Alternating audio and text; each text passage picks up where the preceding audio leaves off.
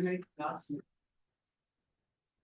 Chapter 2 की class में जिसमें हमने फॉर्मूला किया था ना, वो डाला लैपटॉप पे, वो तो डाल दिया था। आपने दूसरा पार्ट डाले लेकिन वो भी सेम ही अच्छा, मैं चेक कर लेती हूँ। कौन सी पिछली क्लास का कह रहे हो? चैप्टर 2 जो हमने हम चैप्टर 2 तो किए ही नहीं हमने तो।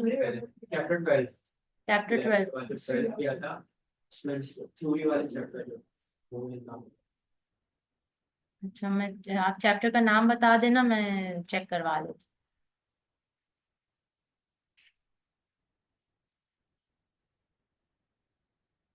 Capital structure. हूँ। कैपिटल स्ट्रक्चर मैं दे चेक कर लूँ।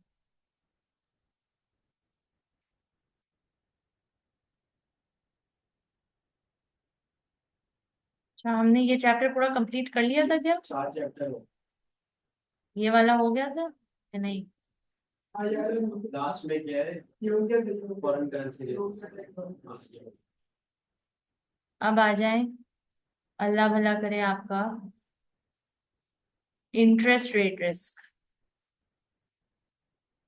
इंटरेस्ट रेट रिस्क क्या मतलब, नाम से क्या लग रहा है? बैंक से लोन लेते हैं, बैंक से लोन लेते हैं तो उसका इंटरेस्ट बढ़ भी सकता है, कम भी हो सकता है। उसके पीछे रीजन क्या होता है? What is the reason? Hmm interest के अप एंड डाउन होने के पीछे क्या रीजन है? और मैंने जैसे आप लोग को एक क्लास में पहले बताया था कि एक होता है बिल्कुल रिस्क फ्री रेट। वो क्या होता है? Risk free rate.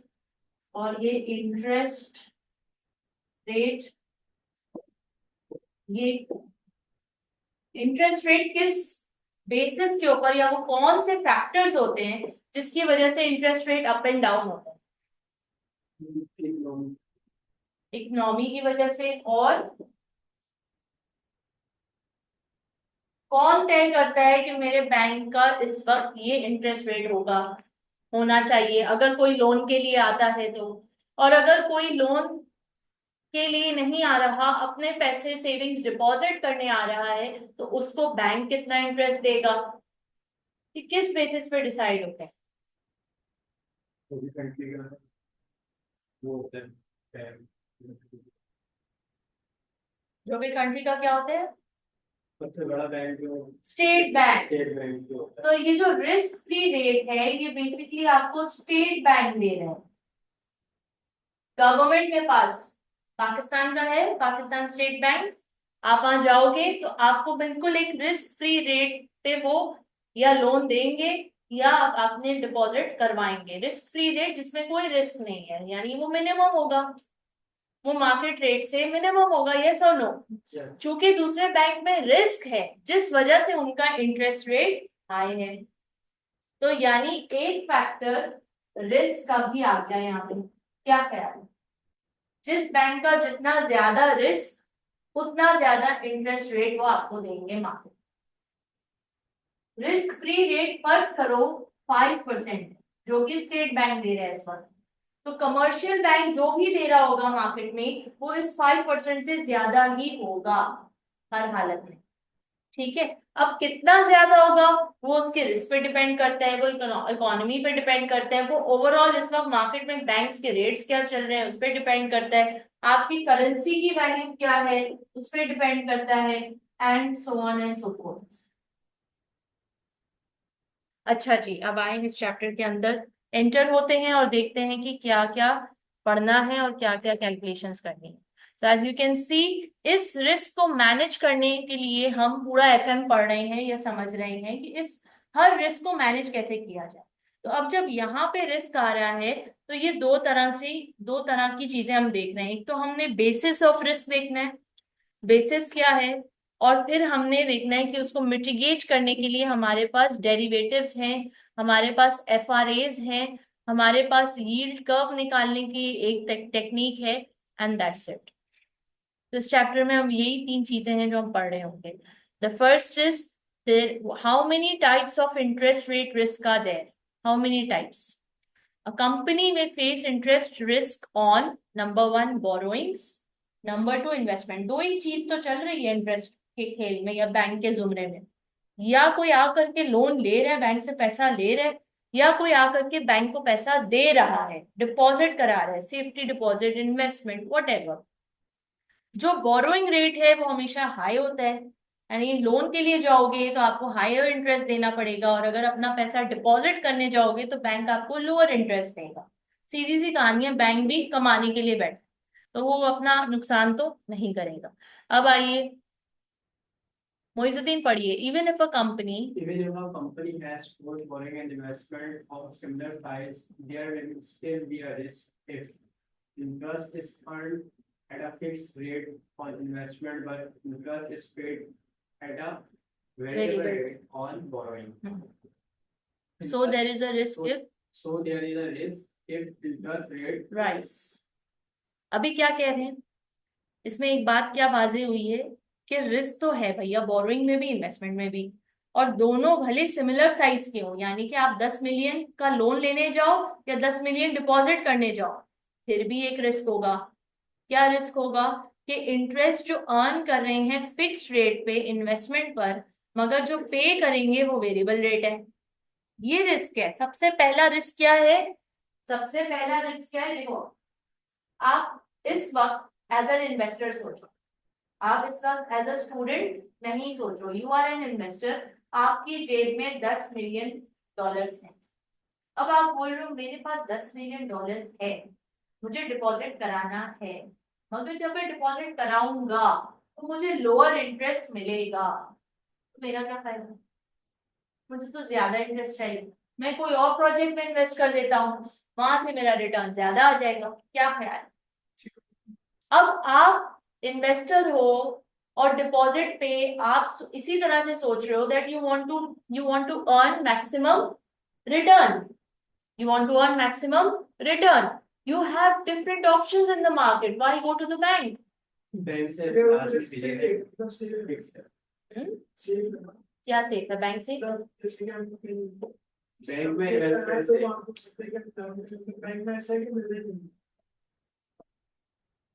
अच्छा, यानी आप ये कह रहे हो कि अगर मेरे पास 10 मिलियन है, मैं बैंक में रखवा दूं तो वो सेफेस्ट है, क्योंकि वहां मुझे मिनिमम उतना तो मिलेगा ही मिलेगा जो कि फिक्स्ड हुआ हुआ है इंटरेस्ट रेट। लेकिन अगर मैं बाहर कोई प्रोजेक्ट में डालता हूँ तो वहां लॉस होने का भी चांस है, क्योंकि वहां रिस्क फैक्टर ज्यादा है, तभी तो वहां का रिटर्न ज्यादा है। Higher the return higher the risk, ठीक है, higher the risk higher the return, vice versa, दोनों एक ही चीज है। अब मुझे ये वहां मुइजुद्दीन आप कुछ कह रहे थे, यही पॉइंट है। अब देखें, let's change the situation. I am a person investor, but I don't have money to invest right now. I want to build a project. For that, I need $10 million.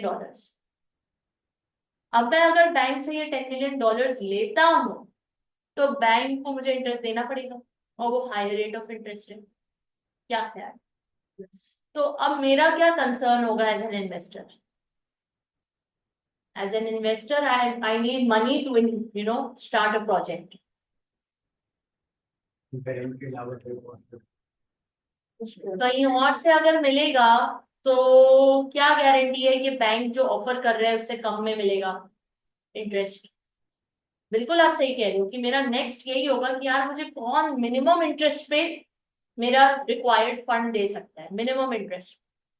तो पता चलेगा कि मेरे पास इस वक्त मार्केट में या तो कमर्शियल बैंक है, या फिर मैं स्टेट बैंक के पास चला जाऊं।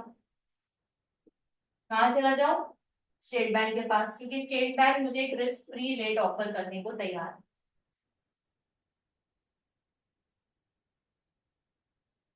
तो मुझे एक बात बताओ, फिर कहाँ इन्वेस्ट किया जाए? स्टेट बैंक में, कमर्शियल बैंक में, या अगेन कोई फाइनेंशियल इन्वेस्टर ढूंढा जाए जो कि इंडिपेंडेंटली मुझे लोन दे? अगर हम फाइनेंशियल इन्वेस्टर के पास जाते हैं जो कि मुझे इंडिपेंडेंटली लोन दे, उसमें खदशात क्या हो सकते हैं? मैक्सिमम वर्स्ट सिचुएशन क्या हो सकता है?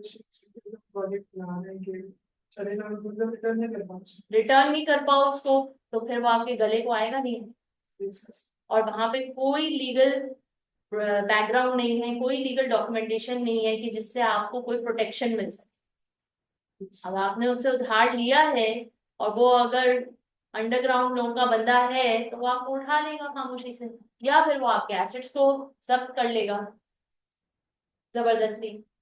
बट जब आप बैंक के पास जाते हो आप एक लीगल जुमरे में आ जाते हो, आपका बकायदा कॉन्ट्रैक्ट होता है, और कहीं पे भी कोई भी मसला हो तो at least there is court where you can go to.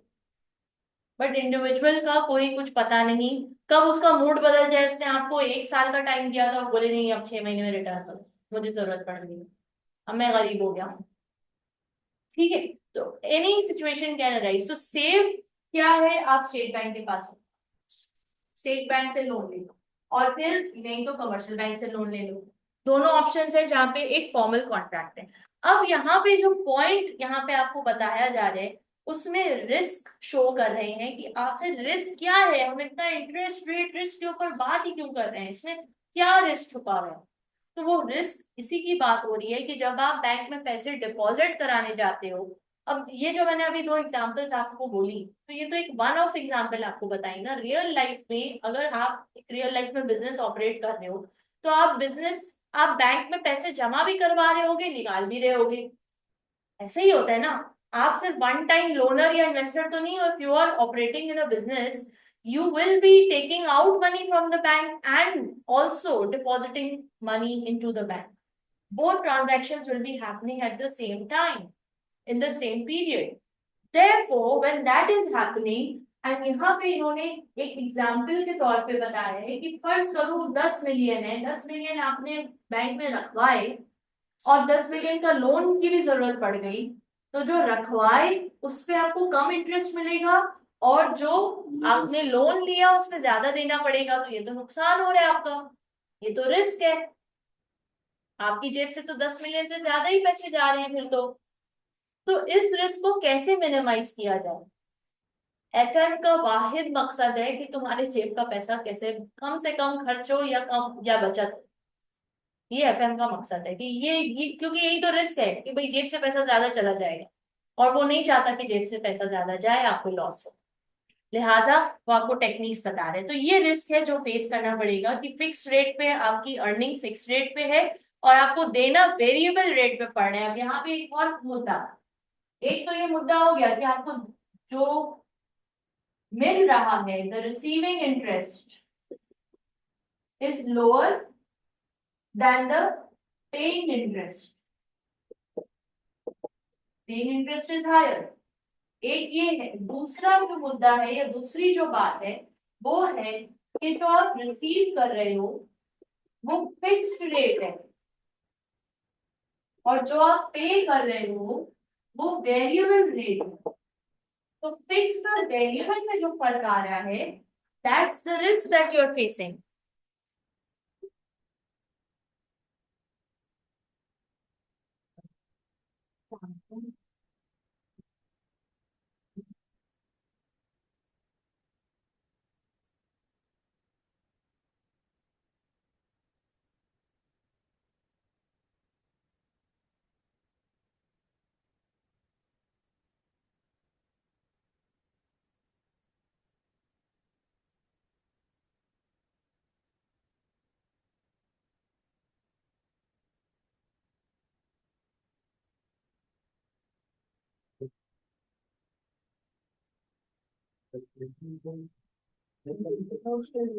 किसी ने दिया होगा, बता रहे हैं कि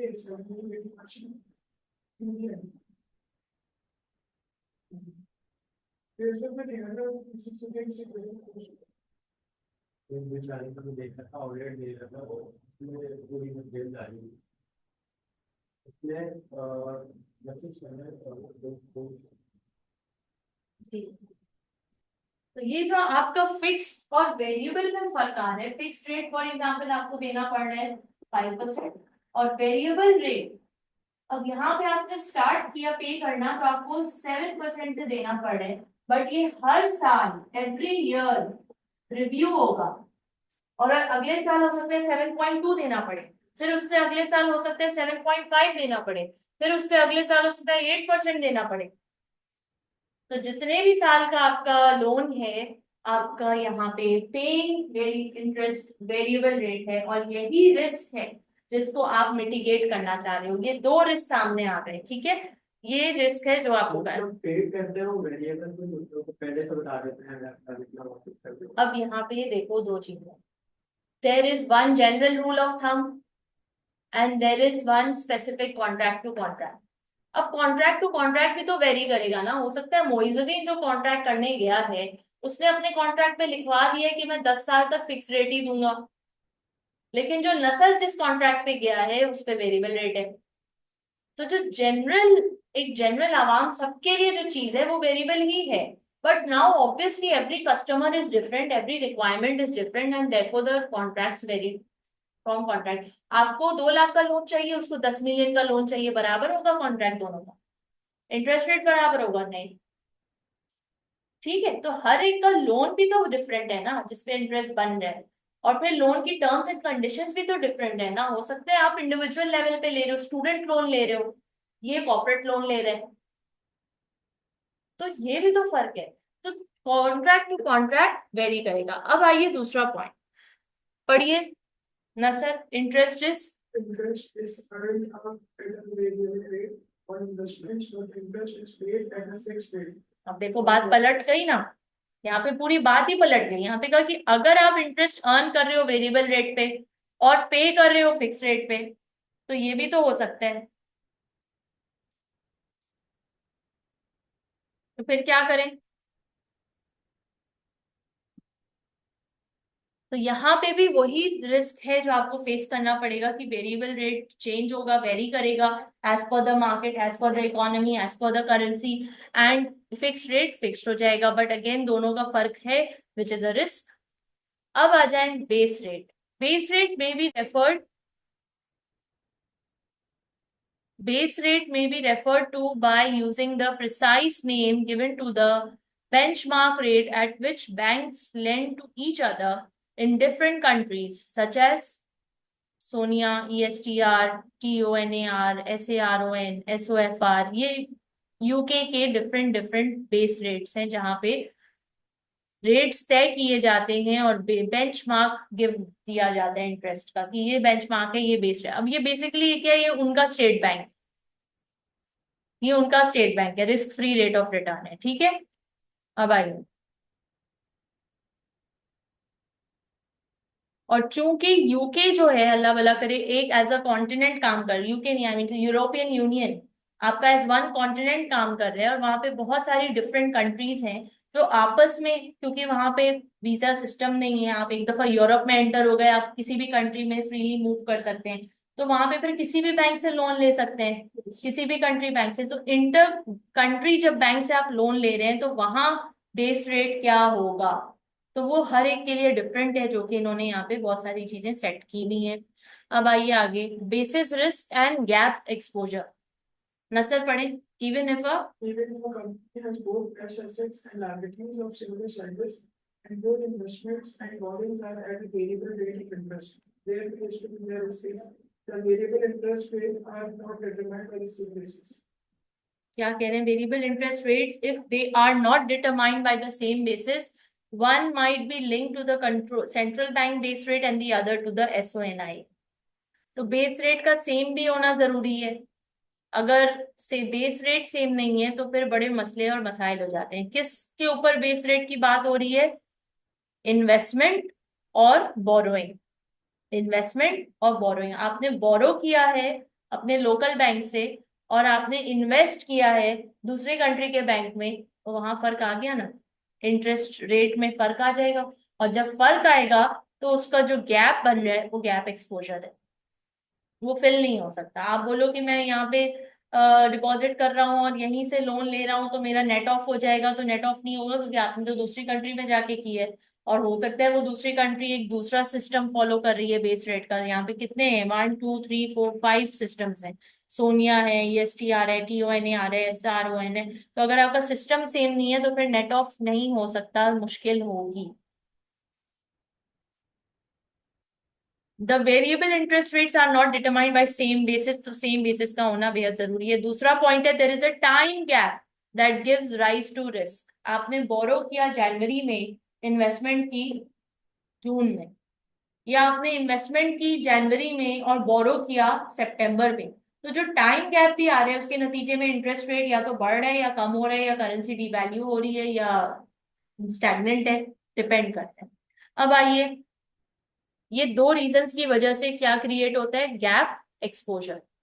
गैप एक्सपोजर, अब जरा मोइजुद्दीन पढ़िए, गैप एक्सपोजर में arise because Interest rate of investment and borrowing are revised at different points in time.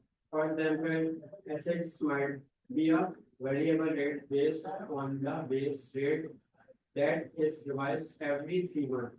And liability may be variable rate based on the base rate, but revised every 6 months.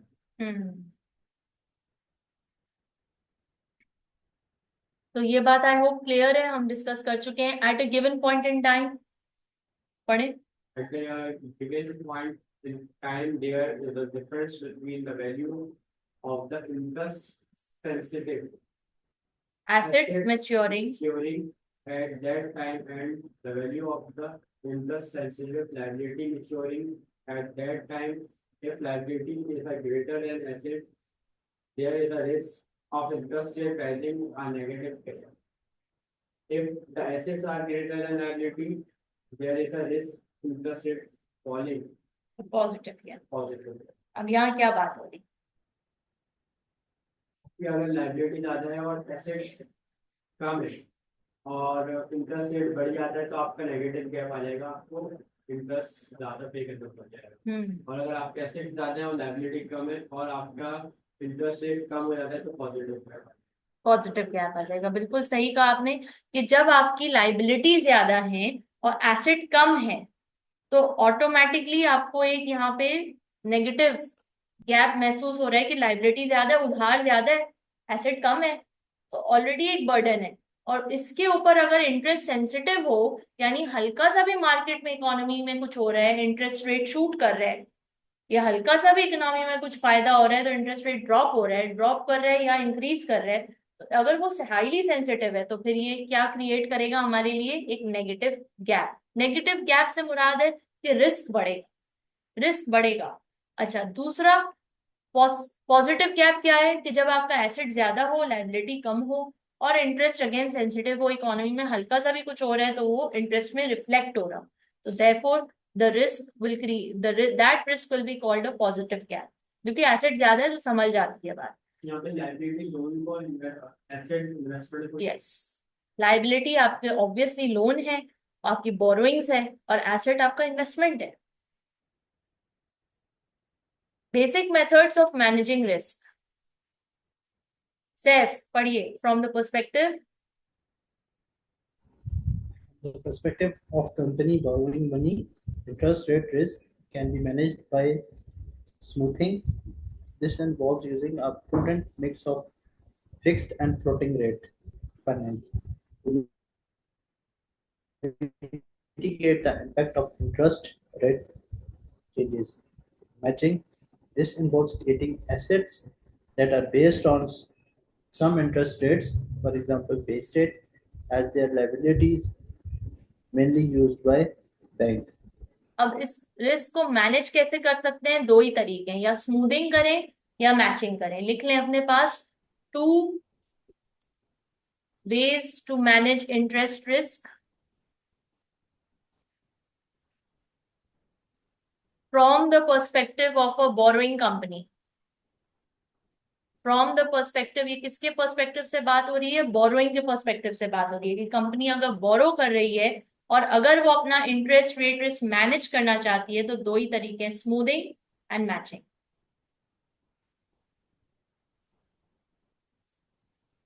और ma'am अगर deposit कर रही हो तो उस पे भी different ही techniques होंगी या यही टेक्निक्स यूज होती जी, है? उसमें डिफरेंट टेक्निक्स होगी, अभी हम आगे पढ़ेंगे। ये पहले बोरोइंग पर्सपेक्टिव का लिख लें, स्मूथिंग एंड मैचिंग। स्मूथिंग में क्या हो रहा है, fixed and floating rate finance to mitigate the impact of interest rate changes. आपको पता है फ्लोटिंग और फिक्स्ड रेट क्या होता है, fixed charges and floating charges क्या होते हैं। फिक्स चार्जेस जो हम फिक्स एसेट्स को नॉन करेंट एसेट्स को गिरवी रखवा देते हैं और फ्लोटिंग चार्जेस जो करंट करंट एसेट्स को। तो यहाँ पे वही बात हो रही है कि आप स्मूथिंग कर सकते हो, जब आप बोरो कर रहे हो तो आप सिक्योरिटी चार्ज लगा सकते हो, और सिक्योरिटी चार्ज जब आप लगा देते हो तो उससे क्या होता है कि बैलेंस हो जाता है। क्या बैलेंस होता है? फॉर एग्जाम्पल देखो, हमने एक ये फंडामेंटल पढ़ा है कि higher the risk higher the return. ठीक है, तो जितना ज्यादा रिस्क होगा बैंक उतना ज्यादा इंटरेस्ट लगाएगा। और रिस्क बैंक को किस में नजर आ रहा है? आप 10 मिलियन का लोन मांग रहे हो, आप 2 लाख का लोन मांग रहे हो, ज्यादा रिस्की क्या है? 10 मिलियन।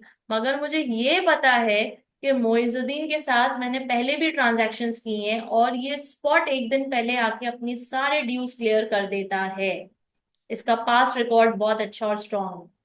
तो देयरफॉर मुझे पूरा यकीन है कि ये 2 लाख का लोन ले रहा है तो ये मुझे लौटा देगा। तो मुझे एज अ बैंक मुझे नजर आ रहा है कि ये मेरा सिक्योर लोन है, ये सेफ है, मैं इसको लोअर रेट पे लोन दूंगी। लोअर रेट यानी कि अगर मैं दूसरे लोगों को 6% पे दे रही हूँ तो मैं उसको 5.5% पे दूंगी।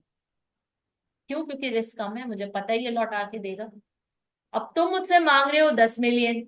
10 मिलियन इन कंपैरिजन अमाउंट भी ज्यादा है, ज्यादा रिस्की है। प्लस मैंने कहा नसर आप कब लौटाओगे? आपने कहा 5 साल बाद। मैंने कहा अच्छा। मैंने कहा क्या क्या गारंटी है? क्यों ले रहे हो इतना बड़ा लोन? तुम्हें कोई कारोबार लगाना है, क्या करना है? तुमने कहा कि हाँ मैं फर्स्ट टाइम कारोबार लगाने जा रहा हूँ, फर्स्ट टाइम। यानी तुम स्टार्टअप हो। अब तुम स्टार्टअप हो, मुझे पता चल गया, तो कोई गारंटी ही नहीं है। अभी तो तुमने पैसे लेके तुम नॉन करंट एसेट खरीदोगे, अभी तो तुम्हारे पास कुछ भी नहीं है। तो तुम्हारा लोन ज्यादा रिस्की है मेरे लिए या नहीं? मेरी नजर में बिल्कुल है। तो मैं अब क्या करूंगी, 7% रिस्क भी लगाऊंगी और आपको बोलूंगी तुम जो भी एसेट खरीदोगे ना उसका तुम चार्ज मुझे दोगे, फिक्स चार्ज। या मैं बोलूंगी फ्लोटिंग चार्ज दो, कुछ तो मैं आपका गिरवी रखवाऊंगी ना, क्योंकि इतना बड़ा लोन है 10 मिलियन का। 5 साल में जिंदगी क्या से क्या हो जाती है मुझे क्या पता। कल को तुम्हारा, तुम हो यहाँ पे, तुम शहर से निकल जाओ, तुम जिंदा हो नहीं हो मुझे क्या पता। 5 साल इज अ लॉन्ग टाइम। तो जितना ज्यादा रिस्क होगा उतना ज्यादा इंटरेस्ट रेट बढ़ेगा। तो स्मूथिंग से क्या है? अब स्मूथ ओवर आप बोल रहे हो कि देखें सर, बैंक बैंक साहब, आप 7% मांग रहे हो, बिल्कुल आप जायज हो, सही हो, ठीक है। बट मैं अपना सबसे एक्सपेंसिव एसेट आपको गिरवी रखवा दूंगा, आप प्लीज मुझे इंटरेस्ट रेट में कुछ गुंजाइश कर दें। तो बैंक पहले बोलेगा कौन सा नॉन करंट एसेट? तो फिर आप बताओगे कि ये प्लांट एंड मशीनरी है, ऑर्डर प्लेस हो चुका है, चाइना से आ रहा है, व्हाट्सोएवर, ये इतने का है। तो आप, अगर बैंक को लगता है कि हाँ ठीक है, सॉलिड प्रॉपर्टी है, कागजात ले लेता है, डॉक्यूमेंट्स वगैरह, तो फिर हो सकता है वो इंटरेस्ट में थोड़ी सी रिलैक्सेशन जितनी वो कर सकता है वो करते हैं, आपको 6.5 पे ही देते। ठीक है, बात समझ आ रही है? तो ये केस टू केस वेरी करता है। तो केस टू केस वेरी करता है, और ये दो स्मूथिंग और मैचिंग मेथड्स हैं कि जिससे आप इसको मिनिमाइज कर सकते हैं इस रिस्क को। नाउ मैचिंग में क्या हो रहा है? This involves creating assets that are based on the same interest rates as their liabilities, mainly used by banks. अब मैचिंग में स्पेसिफिकली हम क्या कर रहे हैं? हम इस पर्पस के लिए ही एसेट्स क्रिएट कर रहे हैं। बैंक से लोन लेंगे ना, ये एसेट गिरवी रखना है। बैंक से लोन लेंगे ना, उससे इंटरेस्ट कम करवा के ये एसेट दे देंगे। तो ये स्पेसिफिकली इस काम के लिए हो रहा है, विच इज कॉल्ड मैचिंग। ठीक है, अच्छा जी आगे बढ़ते हैं। Protecting against future interest rate exposure. अब जो फ्यूचर में होने वाला है, यानी जो वेरिएबल रेट का फैक्टर था कि अगले साल हो सकता है इंटरेस्ट रेट बढ़ जाए, कुछ पता नहीं है, तो फ्यूचर इंटरेस्ट रेट एक्सपोजर को आप किस तरह फेस करोगे, किस तरह उसको मिटिगेट करेंगे? So there are two ways. A company is planning to take out a loan in 1 months time. ये बोरोइंग का पर्सपेक्टिव है, याद रखो, अभी हम बोरोइंग का पर्सपेक्टिव कर रहे हैं। In 1 months time when the loan is taken out, interest rates may have risen. यानी कि आज के दिन नसर ने कहा कि नसर नसर को पता चल गया कि मुझे लोन लेने की जरूरत पेश आ रही है, मेरे बिजनेस को 10 मिलियन चाहिए ही चाहिए, आज पता चल गया। मगर नसर कह रहे हैं कि नहीं मैं लूंगा तो 1 महीने बाद। आज मुझे उसकी इंडिकेशन मिल रही है कि लोन लेना ही पड़ेगा, बट मैं अभी नहीं लूंगा 1 महीने बाद। बट मुझे अब ये खदशा है कि अभी मार्केट में जो इंटरेस्ट रेट चल रहा है वो 5% है, 1 महीने बाद वो 6% हो जाएगा, तो फिर मैं क्या करूंगा? तो फिर इस रिस्क को किस तरह मिटिगेट किया जाए? तो उसके लिए एक इंस्ट्रूमेंट है जिसको हम कहते हैं फॉरवर्ड रेट अग्रीमेंट्स। क्या कहते हैं? Forward rate agreements. The risk can be manage by the techniques covered in the following sections which either aim to fix the interest rate, कि जिसमें आप इंटरेस्ट रेट अभी से लॉक करवा लेते हो, या फिर कैप द इंटरेस्ट रेट, जिसको हम कहते हैं कि आप मैक्सिमम बोलते हो कि भाई 7% से ज्यादा लॉक कर दी ना आपने, सीलिंग कर दी कि 7% से ज्यादा एक्सीड नहीं करेगा। अभी 5% है, पॉसिबिलिटी है 6% हो जाए, बट 7% से ज्यादा अगर हुआ तो मैं दूंगा ही नहीं, पॉसिबल ही नहीं है। तो आपने अपने लिए वो रेंज लॉक करना, 5 to 7। अब आइए अल्लाह भला करे, एफआरए पे आते हैं। एफआरए एक टेक्निक है जिससे आप इंटरेस्ट रेट फिक्स कर सकते हो। फ्यूचर्स है, स्वॉप्स है। अच्छा, अब ये फ्यूचर और स्वैप बोलोगे मैम अभी तो हम फॉरेन करेंसी में पढ़ के आए, फ्यूचर स्वैप क्या? ये वही है, ये वही है, मगर ये इंटरेस्ट का फ्यूचर और इंटरेस्ट का स्वैप अलग होता है, और करेंसी का फ्यूचर और करेंसी का स्वैप अलग होता है, ये याद रखो। नाम दोनों के सेम है, बट दोनों के काम थोड़े से डिफरेंट है। अच्छा, काम अगर देखा जाए तो बेसिकली बैक एंड पे तो सेम ही है कि रिस्क मिटिगेट करना है, बट वहां करेंसी का और यहाँ पे इंटरेस्ट का। आइए फॉरवर्ड रेट अग्रीमेंट पढ़िए Saif. A contract with a bank covering a specific amount of money to be borrowed over a specific time period in the future at an interest agreed now. A forward rate agreement for नहीं, बस सही है। Contract जो bank के साथ हो रहा है, स्पेसिफिक अमाउंट आप बोरो करना चाह रहे हो स्पेसिफिक टाइम पीरियड के लिए, और इंटरेस्ट रेट आज की तारीख में अग्री हो जा रहा है, लॉक हो जा रहे हैं, बट आप आज वो लोन नहीं उठाओ, आप 1 महीने बाद, 2 महीने बाद, जितने भी मंथ्स के बाद का एफआरए है उतने मंथ्स के बाद आप लोन पिक करोगे या उठाओगे। अब आइए इसको जरा हम एक सम के जरिए समझते हैं। में इसमें मतलब कहने का ये है कि 3 महीने बाद अगर आपने फॉरवर्ड एक्सचेंज रेट का ये इंटरेस्ट रेट आपने फिक्स किया है 6 महीने बाद का, 6 महीने तक आपने फिक्स किया है, तो आपको लोन जो रिसीव होगा वो आज रिसीव होगा या 6 मंथ्स बाद रिसीव होगा? 6 मंथ्स के बाद। आपको आज पैसे नहीं चाहिए, लेकिन आपको अंदाजा हो गया है कि 3 माह बाद आपको लोन लेना ही पड़ेगा अपने किसी प्रोजेक्ट के लिए, अपनी किसी ब्रांच को स्टार्ट करने के लिए। तो 3 माह बाद लोन लेना पड़ेगा, आज तो नहीं चाहिए वो लोन, बट आपको वही खदशा तो है ना कि 3 माह बाद इंटरेस्ट रेट्स बढ़ जाएंगे, तो मैं क्या करूंगा? मेरे लिए तो खतरे की बात है। तो फाइनेंशियल मैनेजमेंट हर वो खतरा जो आपको नजर आ जाए उसको कम करना, उसको मिनिमाइज करने की टेक्निक्स बताना। और खतरा क्या है? आपके पैसे, आपकी जेब से ज्यादा पैसे जाना, ये खतरा है। अब आइए, frantic PLC is planning to take out a 6 month loan of 5 million pounds in 3 months time. It is concerned about the base rate rising above its current level of 4.75%. Frantic has been offered a 3 to 9 FRA at 5%. Frantic can borrow at approximately 1% above the base rate. अब क्या मतलब है इस सारी बात का, इसको देखते हैं। रिक्वायरमेंट क्या कह रही है? Requirement advice frantic of the likely outcome if in 3 months time the base rate is 5.5%। अभी बेस रेट क्या है? 4.75। अब जो है ना, आप जरा लिख लीजिए अपने पास, एक छोटा सा इस तरह का बना लीजिए, करंट लेवल आफ्टर 3 मंथ्स, और फिर यहाँ पे लिखिए base, base rate,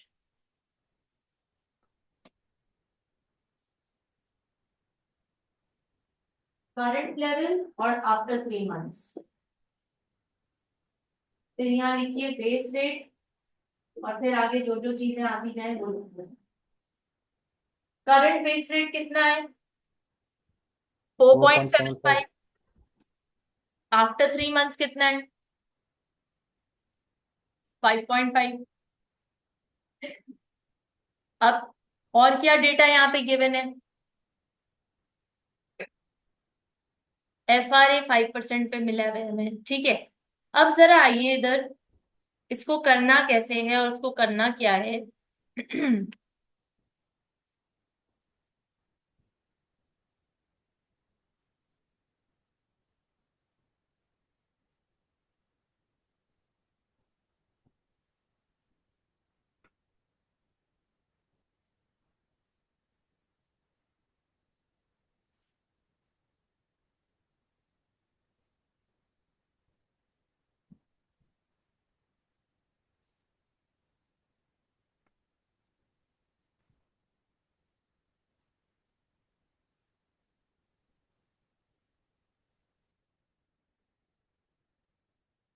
frantic borrows, यहाँ पे एक बात लिखी है कि Frantic can borrow at approximately 1% above the base rate, यानी इस वक्त उसको जो इजाजत मिली है बोरो करने की करंटली करंटली वो 1% अबव द बेस रेट, और करंट बेस रेट क्या है?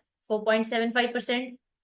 तो करंट बेस रेट 4.75% पे 1% आप ऐड कर दीजिए, तो वो कितने पे बोरो कर सक रहा है? 5.75%। ठीक है, ये आपके पास डेटा आ गया। और अगर वो एफआरए ले लेता है, अगर वो एफआरए ले लेता है, तो 3 मंथ्स का के बाद जब वो लोन लेने जाएगा तो उसको सिर्फ कितने पे करने पड़ेंगे? 5.5। तो 5.75 और 5.5 में कितना परसेंट वो बचा लेगा अपने? 0.25। तो अब देखना ये है कि क्या ये एफआरए हमारे लिए बेनिफिशियल है कि नहीं है। तो bank pays a compensation of 0.5% to Frantic. 0.5% मतलब समझ नहीं आई क्या बात होती है? 0.5% टू फ्रैंटिक, क्या बात हो रही है? बैंक पेज कंपेंसेशन क्यों ऐसे लिखे हैं? और फिर कह रहे हैं frantic borrows at the best rate available which is 6.5 for him right now, and net cost is 6%। In euros this is 0.06 multiply by 5 multiply by 6 months in this,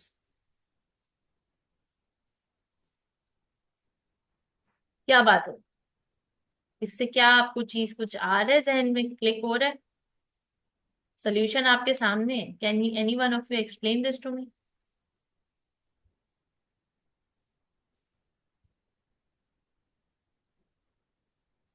ma'am एक में वो आपके पास विदाउट उसके साथ उसके बगैर कर रहा है। किसके एक बगैर? में वो 5.5 क्वेश्चन में दो ऑप्शन, दो क्वेश्चंस थे ना। एक में वो कह रहा था कि आपने बेस रेट 4.5 लेना है, हम्म। और एक में वो कह रहा था बेस रेट आपने 5.5 कंसिडर करना है। में 5.5 है और एक में 4.5, 3 मंथ्स के बाद का। जी जी तो इसको इसको वो कंसिडर करके उसने दो कैलकुलेशंस में फाइव एक्सप्लेन पॉइंट किया। सेवन फाइव में से आप 5.5 माइनस करोगे, क्या आंसर आ रहा है? 0.05 या 0.15? 5.75 माइनस 5.5 कितना आ रहा है? Current base rate minus 3 months के बाद वाला बेस रेट।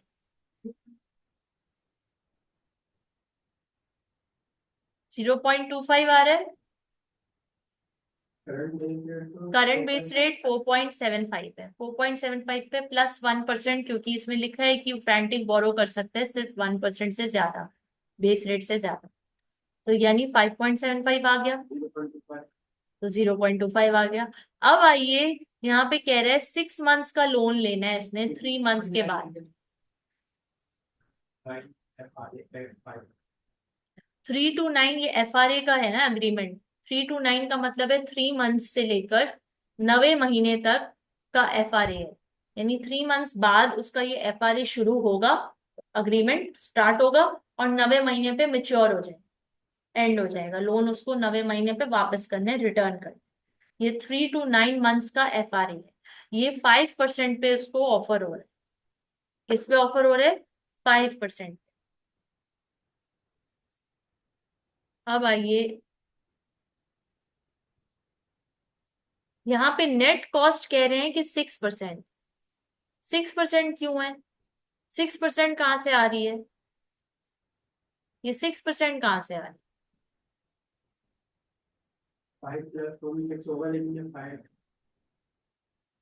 आप 5 मिलियन को 6 मंथ से 6 डिवाइड बाई 12 करें, और फिर मल्टीप्लाई करें 5.75% से, तो आपके पास क्या आंसर आ रहा है? 0.1।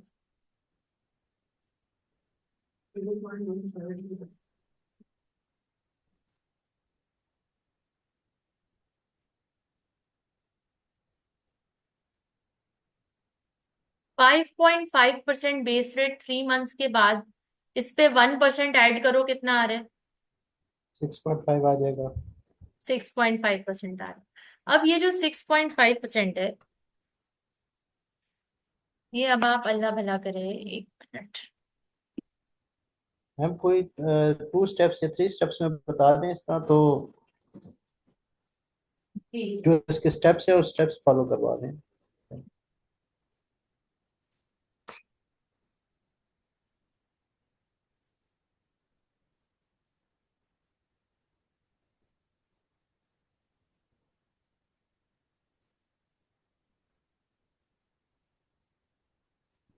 फेस रेट बताइए।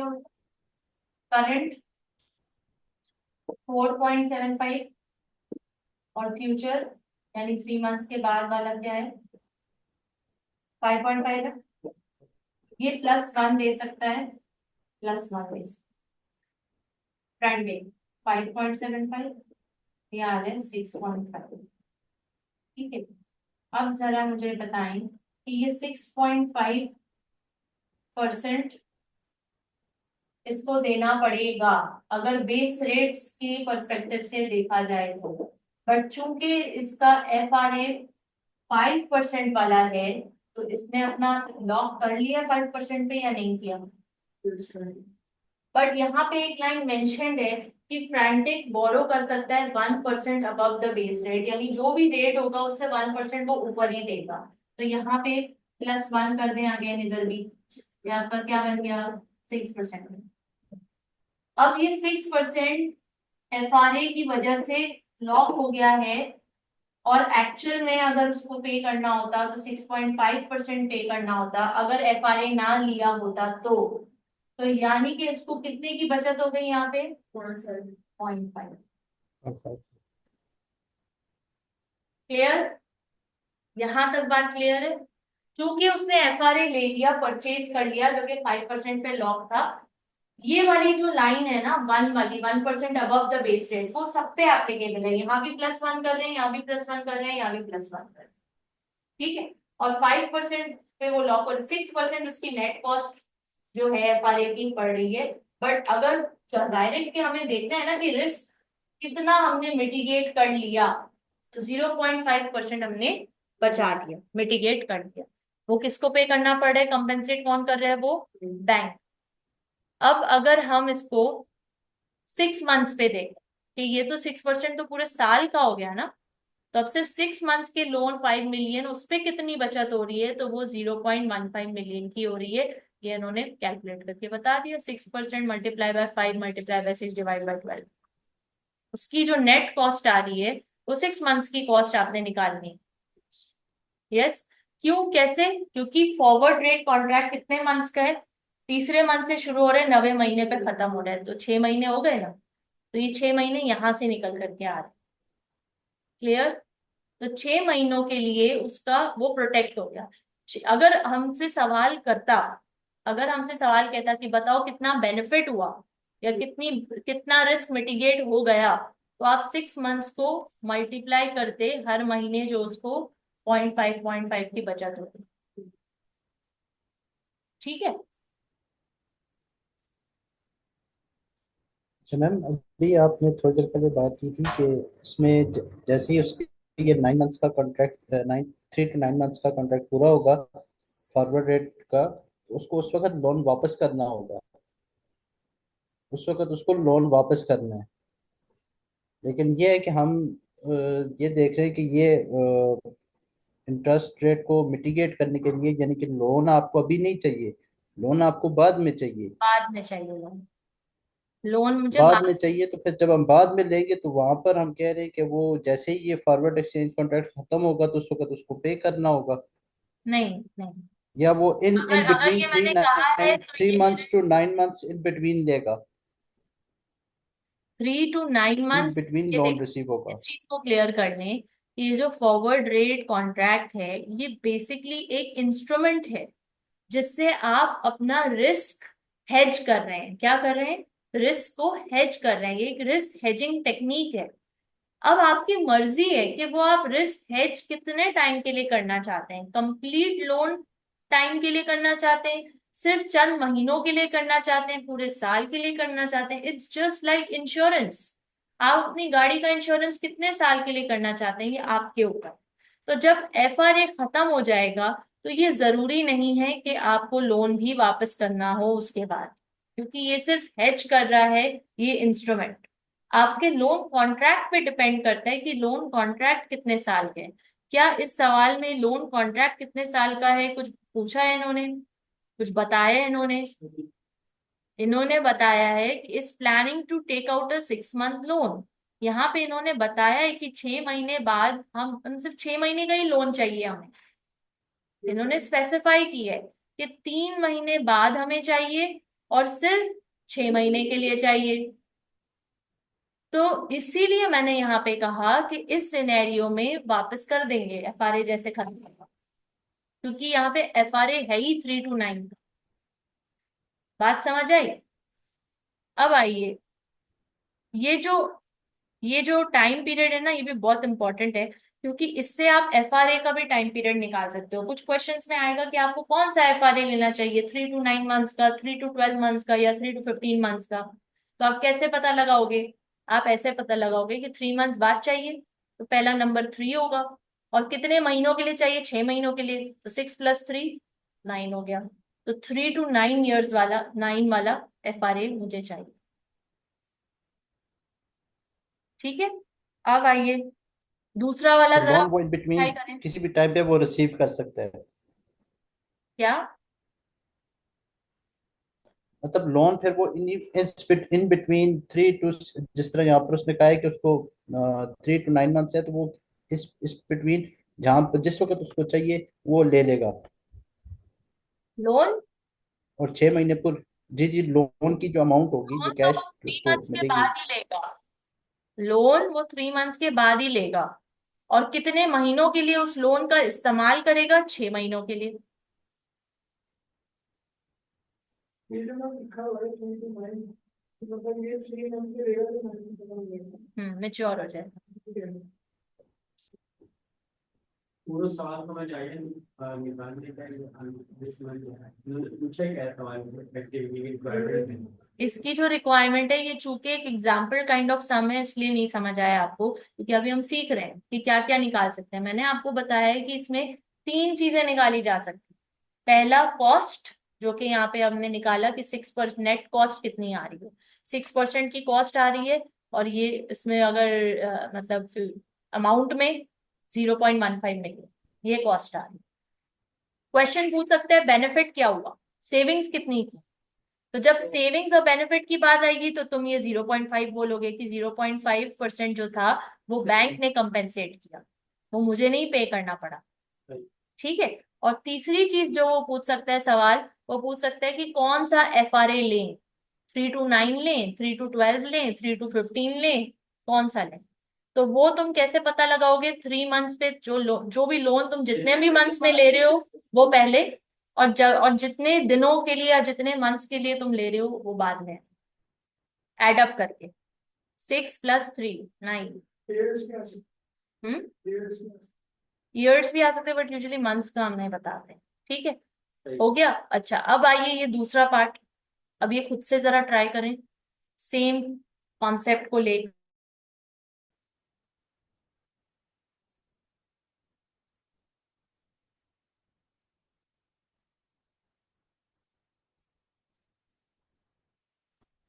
4.5 वाला समझ आ गया सर? 4.5 का कैसे निकालेंगे? 4.5 में आप इसका बेस रेट 4.5 + 1 आप कर देंगे, ठीक तो है ये बन जाएगा 5.5। और बेस रेट और फॉरवर्ड कॉन्ट्रैक्ट आपका 5% पे है, तो 5 + 1 6 हो जाएगा, तो जी। 0.5। तो 0.5 का नुकसान। 0.1 का नुकसान हो जाएगा, क्योंकि वो ठीक उसको है, कम एग्जैक्टली। बेनिफिट हो रहा है। तो अब आप यहाँ पे देख सकते हैं कि फ्रैंटिक पेज बैंक, ऊपर क्या था, बैंक पेज फ्रैंटिक। यहाँ पे फ्रैंटिक को बैंक को एडिशनल 0.5 पे करने पड़ रहे हैं, क्योंकि मार्केट में 5.5 चल रहे हैं और वो 6% के हिसाब से दे रहे हैं, तो 0.5 वो एक्स्ट्रा पे कर रहे हैं। ठीक है। हैं एफआरए नहीं देगा। हाँ, नहीं लेना चाहिए, लेकिन वही बात है, एक दफा ले लिया तो फ्यूचर किसको पता है। फ्यूचर में तो हो सकता है ना, नीचे डाउन भी तो जा सकता है। तो ये तो रिस्क है भैया, ये कोई गारंटी तो नहीं है कि आपका रिस्क मिटिगेट हो ही जाएगा। अच्छा, एडवांटेज क्या है एफआरए के? आसान है, लो और जीरो अप फ्रंट कॉस्ट कुछ भी नहीं, सर्विस कॉस्ट कुछ भी नहीं, इसमें फिक्स द इंटरेस्ट रेट आराम से आप करा सकते हो। डिसएडवांटेज क्या है? इसकी फिक्स डेट है, उसके बाद ये एक्सपायर हो जाता है।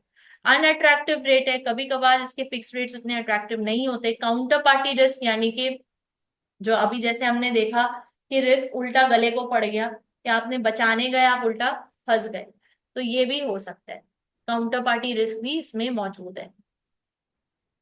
अच्छा, अब now FRAs are usually only available on large loans. ये इसका फैक्ट है कि ये बड़े लोन्स पे ही अवेलेबल होता है। And also likely to be difficult to obtain for periods over 1 year, 1 साल से ज्यादा एफआरए नहीं मिलता आपको। एक्टिविटी 2, अब जरा ये खुद से ट्राई करें, देखते हैं कि कितना आप लोग ये कर पा रहे हैं।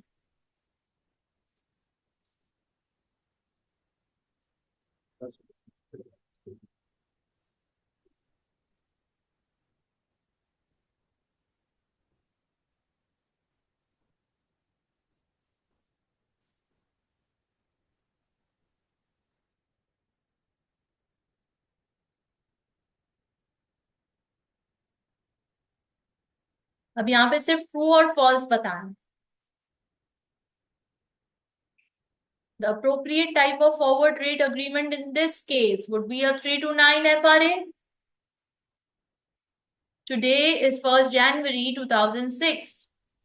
Deborosity Limited will borrow $6 million loan on 31st March 2006, which is after 3 months of course, and will repay this debt on 31st December 2006. तो मार्च से लेके 2006 के दिसंबर तक कितने महीने हुए? 9 महीने हो गए। 12 months एक correct मिनट, statement है। हम जनवरी में है ना अभी तो, हम अभी जनवरी में खड़े हैं। दिसंबर में नहीं, तो हम मार्च 3 में महीने बाद लोन लेंगे, 3 महीने बाद यानी लोन लेंगे, तो मार्च का लोन हो रहा है, ठीक है। और पे कब करेंगे? दिसंबर में। ठीक, कल को। अगर आप मार्च से दिसंबर तक कैलकुलेट करो, कितना? अप्रैल, मई, जून, जुलाई, अगस्त, सितंबर, अक्टूबर, नवंबर, दिसंबर, 9 मंथ्स का डिफरेंस है। तो 9 + 3 करेंगे, क्योंकि शुरू से 3 मंथ्स हैं, तो 12 है, 3 to 12। ठीक है, अब इसकी लॉजिक कहाँ से लेकर आ रहे हो? जो फर्स्ट एग्जांपल हमने किया है वहां क्या था? 3 to 9। तो we were borrowing after 3 months for 6 months, तो 3 + 6 हमने 3 to 9 एफआरए लिया। यस और no? So we are borrowing after 3 months for 9 months, तो हम यहाँ पे कौन सा एफआरए लेंगे? 3 to 12। तो ये फॉल्स हो जाएगा पहला वाला। आंसर चेक कर लेते हैं हम। एक काम करेंगे। फॉल्स हो गया, ठीक है। अब आइए next, second. FRA rate would be 9.25%। अब रेट भी पता लगाओ भाई, देखते हैं कितना दिमाग।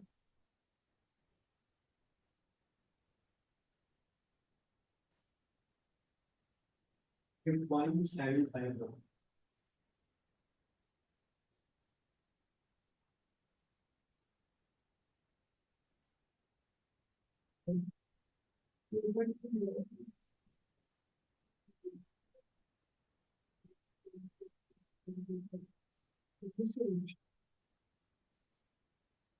The forward rate agreement is available for Deverosity Limited at 1.25%.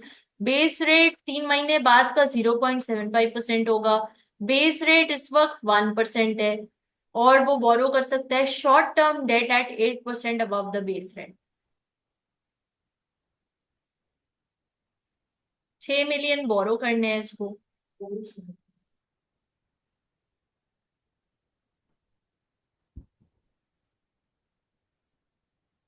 False है। अच्छा, थर्ड वाला बताएं, थर्ड वाला। If the base rate was actually 0.75% on 31st March, this would result in an obligation on Deverosity Limited to make an FRA payment. True or false?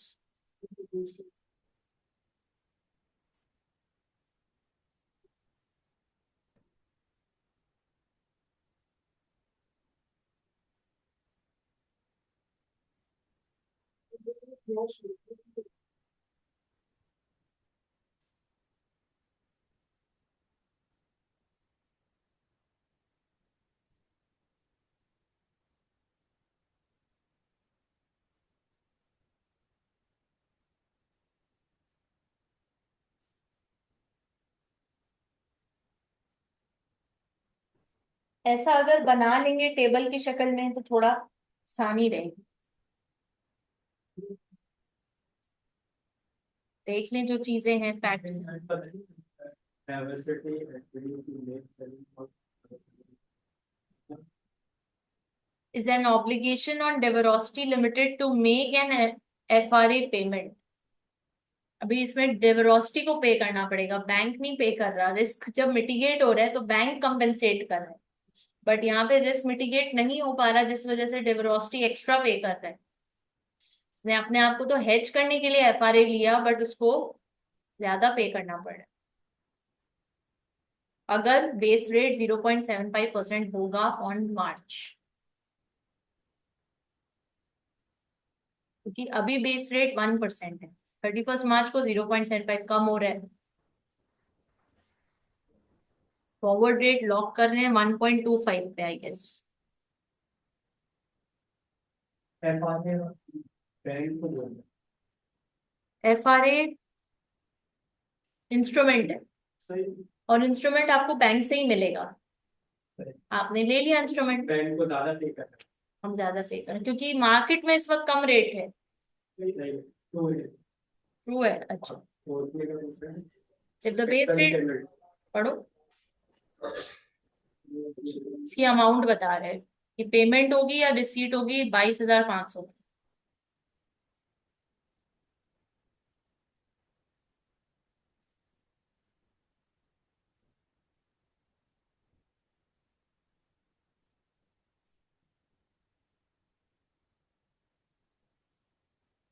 वो है ना, loan 6 million का है, कितने मंथ्स का है? ये पेमेंट और रिसीप्ट हमने बैंक पर्सपेक्टिव से बतानी है। सॉरी, क्या कह रहे हैं आप? पेमेंट है या रिसीप्ट है, ये हमने बैंक पर्सपेक्टिव से बतानी है या कस्टमर पर्सपेक्टिव से बतानी है जिसने फॉरवर्ड आपको ना कॉन्ट्रैक्ट किया। पेमेंट बतानी है ना रिसीट बतानी है, वो अमाउंट कंफर्म करना चाह रहे हैं, क्योंकि पेमेंट और रिसीट उसने और खुद ही डाल दी है, तो वो आपसे वो कंफर्म नहीं कर, वो आपसे अमाउंट पूछ रहा है कि कितना एक्स्ट्रा पे करना पड़ेगा या एक्स्ट्रा रिसीट होगा। तो 22,500 को वो कंफर्म करना चाह रहे हैं। तो 22,500 कैसे निकालेंगे? टोटल लोन तो रेट मल्टीप्लाई, जब ऑप्शन थ्री में जब वो रेट क्लियर होगा तो फिर वो ऑप्शन 4 कंफर्म कर सकते हैं। 6 मिलियन मल्टीप्लाई बाय कितने महीने के लिए लोन ले रहे हैं? 9 मंथ्स के लिए। 9 डिवाइड बाय 12 मल्टीप्लाई बाय जो आपका क्या है, एफआरए रेट है, तो उसमें +8% अगर करके देखें।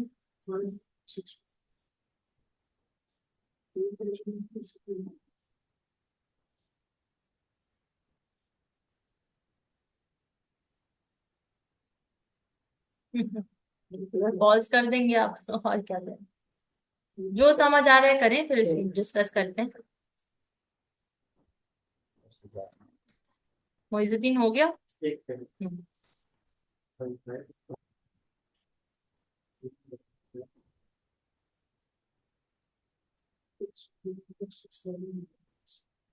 Two है ट्रू है, चलिए चेक करते हैं। सेकंड वाला भी फॉल्स है क्योंकि एफआरए इज 1.25% साफ सवाल में ही लिखा है। थर्ड वाला ट्रू है और फोर्थ वाला भी ट्रू है। कैसे निकाला? 1.5 और तो करंट रेट था वो 75, 1.25 minus 0.7 5 0.5 multiplied by 6 million multiplied by 9. 9 months. Self clear हुआ? ये 0.5 कैसे आया है? Because the base rate is 0.5% below the FRA rate. Your FRA rate was 1.25% and your base rate was 0.75%. तो यहाँ इन दोनों को माइनस करेंगे तो ज्यादा पे करना पड़ रहा है किसको, डिवरोसिटी को, जिसकी वजह से, जिसके नतीजे में थर्ड पॉइंट भी करेक्ट है और फोर्थ पॉइंट भी करेक्ट है। फोर्थ पॉइंट की हमने निकाला 0.5 multiply by 6 million multiply by 9 divide by 12। Right. Second option ma'am इसका एक्सप्लेन कर दो जरा। कौन सा वाला? Third? Second one. Second. Second? ये फॉल्स क्यों है? ये तो सम में गिवन था। FRA रेट नहीं, इज क्वेश्चन में इसका 9.25 बन रहा था ना। नहीं, तो ये FRA जो है क्वेश्चन में वुड बी 9.25%, और इसमें अग्रीमेंट में है कि 1.25%। तो आपका ये सवाल है कि हमने इसको +8 क्यों नहीं किया। देखो, +8 इसलिए नहीं किया क्योंकि Debrosity can borrow short term debt at 8% above the base rate. यहाँ पे शॉर्ट टर्म डेट की बात हो रही है, और ये देखो ये 6 मिलियन है। 6 मिलियन की अमाउंट बहुत बड़ी अमाउंट होती है, लिहाजा ये चीज एप्लीकेबल यहाँ पे नहीं हो रही। ये चीज यहाँ पे एप्लीकेबल नहीं हो रही। और ये कह रहे हैं that it can borrow short term debt at 8% above the base rate. तो जो आप 8% अबव द बेस रेट क्या है? 1%। यानी आप जो मैक्सिमम जा सकते हो वो 9% तक जा सकते हो। ठीक है, यहाँ पे आप मैक्सिमम नहीं, देखो अब इसमें इसलिए कंफ्यूजन आ रही है आपको क्योंकि फर्स्ट सम की है ना। फर्स्ट सम में हमने 1% ऐड किया था हर जगह, तो उसका और इसमें फर्क है। क्यों फर्क है? यहाँ पे Frantic can borrow at approximately 1% above the base rate. ये 1% अबव द बेस रेट में आराम से बोरो कर सकता है, जिसको उन्होंने इजिली ले लिया। यहाँ पे ना शॉर्ट टर्म का जिक्र है ना लॉन्ग टर्म का जिक्र है। यहाँ पे इन्होंने कंडीशन नहीं लगाई, बट यहाँ पे एक कंडीशन लगा दी है short term. Short term date के लिए वो 8% अबव द बेस रेट जा सकता है, मैक्सिमम इससे ज्यादा नहीं जा सकता। बट वो करेगा नहीं क्योंकि 8% एक तो बहुत बड़ी अमाउंट, मतलब बहुत ज्यादा डिफरेंस आ रहा है, दूसरा शॉर्ट टर्म के ऊपर है। ठीक है, अच्छा जी, आगे बढ़ते हैं।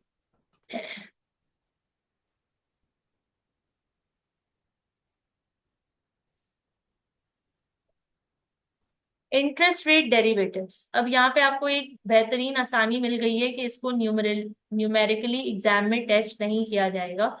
इंटरेस्ट रेट डेरिवेटिव्स यानी हमें सिर्फ इसकी थ्योरी पढ़नी है। इंटरेस्ट रेट फ्यूचर्स क्या होते हैं, सैफ पढ़िए।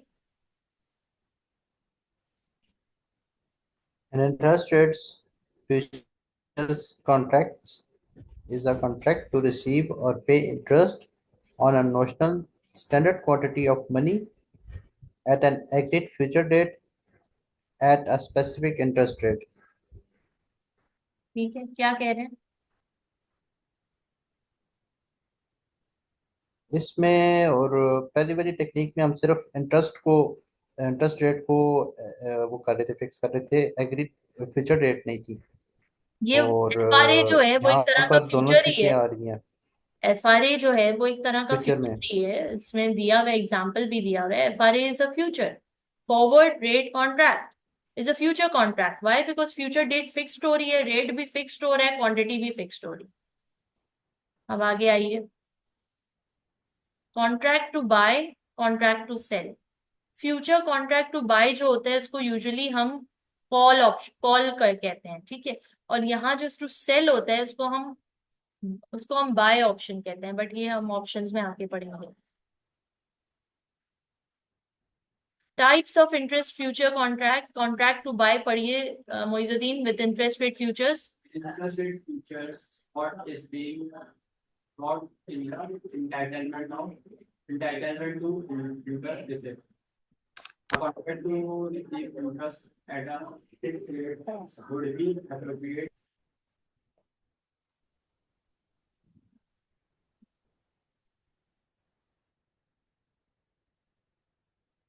Right, next Moizuddin, contract to buy पढ़ लिया, नसर पढ़े contract to sell. With interest rate futures, what is being sold is the promise to make interest payments. A contract to pay interest at a fixed rate would be appropriate for a borrower. This is called a contract. Contract to sell, वो contract to buy है, ये contract to sell है। अच्छा जी, next next next, setting up a future transaction. Future transaction में 3 ही steps होते हैं। अगर हम न्यूमेरिकली कर रहे होते तो हम इसको मजीद करते, बट इसको सिर्फ एक नजर देखने की सिर्फ जरूरत है कि टुडे, आज के दिन हम एंटर करेंगे एक फ्यूचर कॉन्ट्रैक्ट में टू सेल या पे interest at a fix rate in the future. जैसे हम एफआरए में कर रहे थे, हम आज के दिन वो कॉन्ट्रैक्ट में एंटर हो रहे हैं, बट 3 महीने बाद लोन लेना है। इसी तरह फिर complete the actual transaction on the spot market and close out the future contract, और फ्यूचर में फिर उसको क्लोज कर देंगे। तो ये 3 ही स्टेप्स हैं। एफआरए के जरिए आपको एक इसका आइडिया मिल गया। एडवांटेजेस क्या है फ्यूचर्स के? Futures are valid for a period of a time. September future can be used on any date between the date was entered into up to the end of September. This is more flexible than a forward, which is only valid on a specific date. Forward rate contract सिर्फ उस दिन आप उसको अगर enter करते हो तो उस दिन के लिए वैलिड है, उसके बाद फिर उसके भी रेट्स चेंज हो जाएंगे। बट सितंबर का जो फ्यूचर है वो सितंबर तक वैलिड है।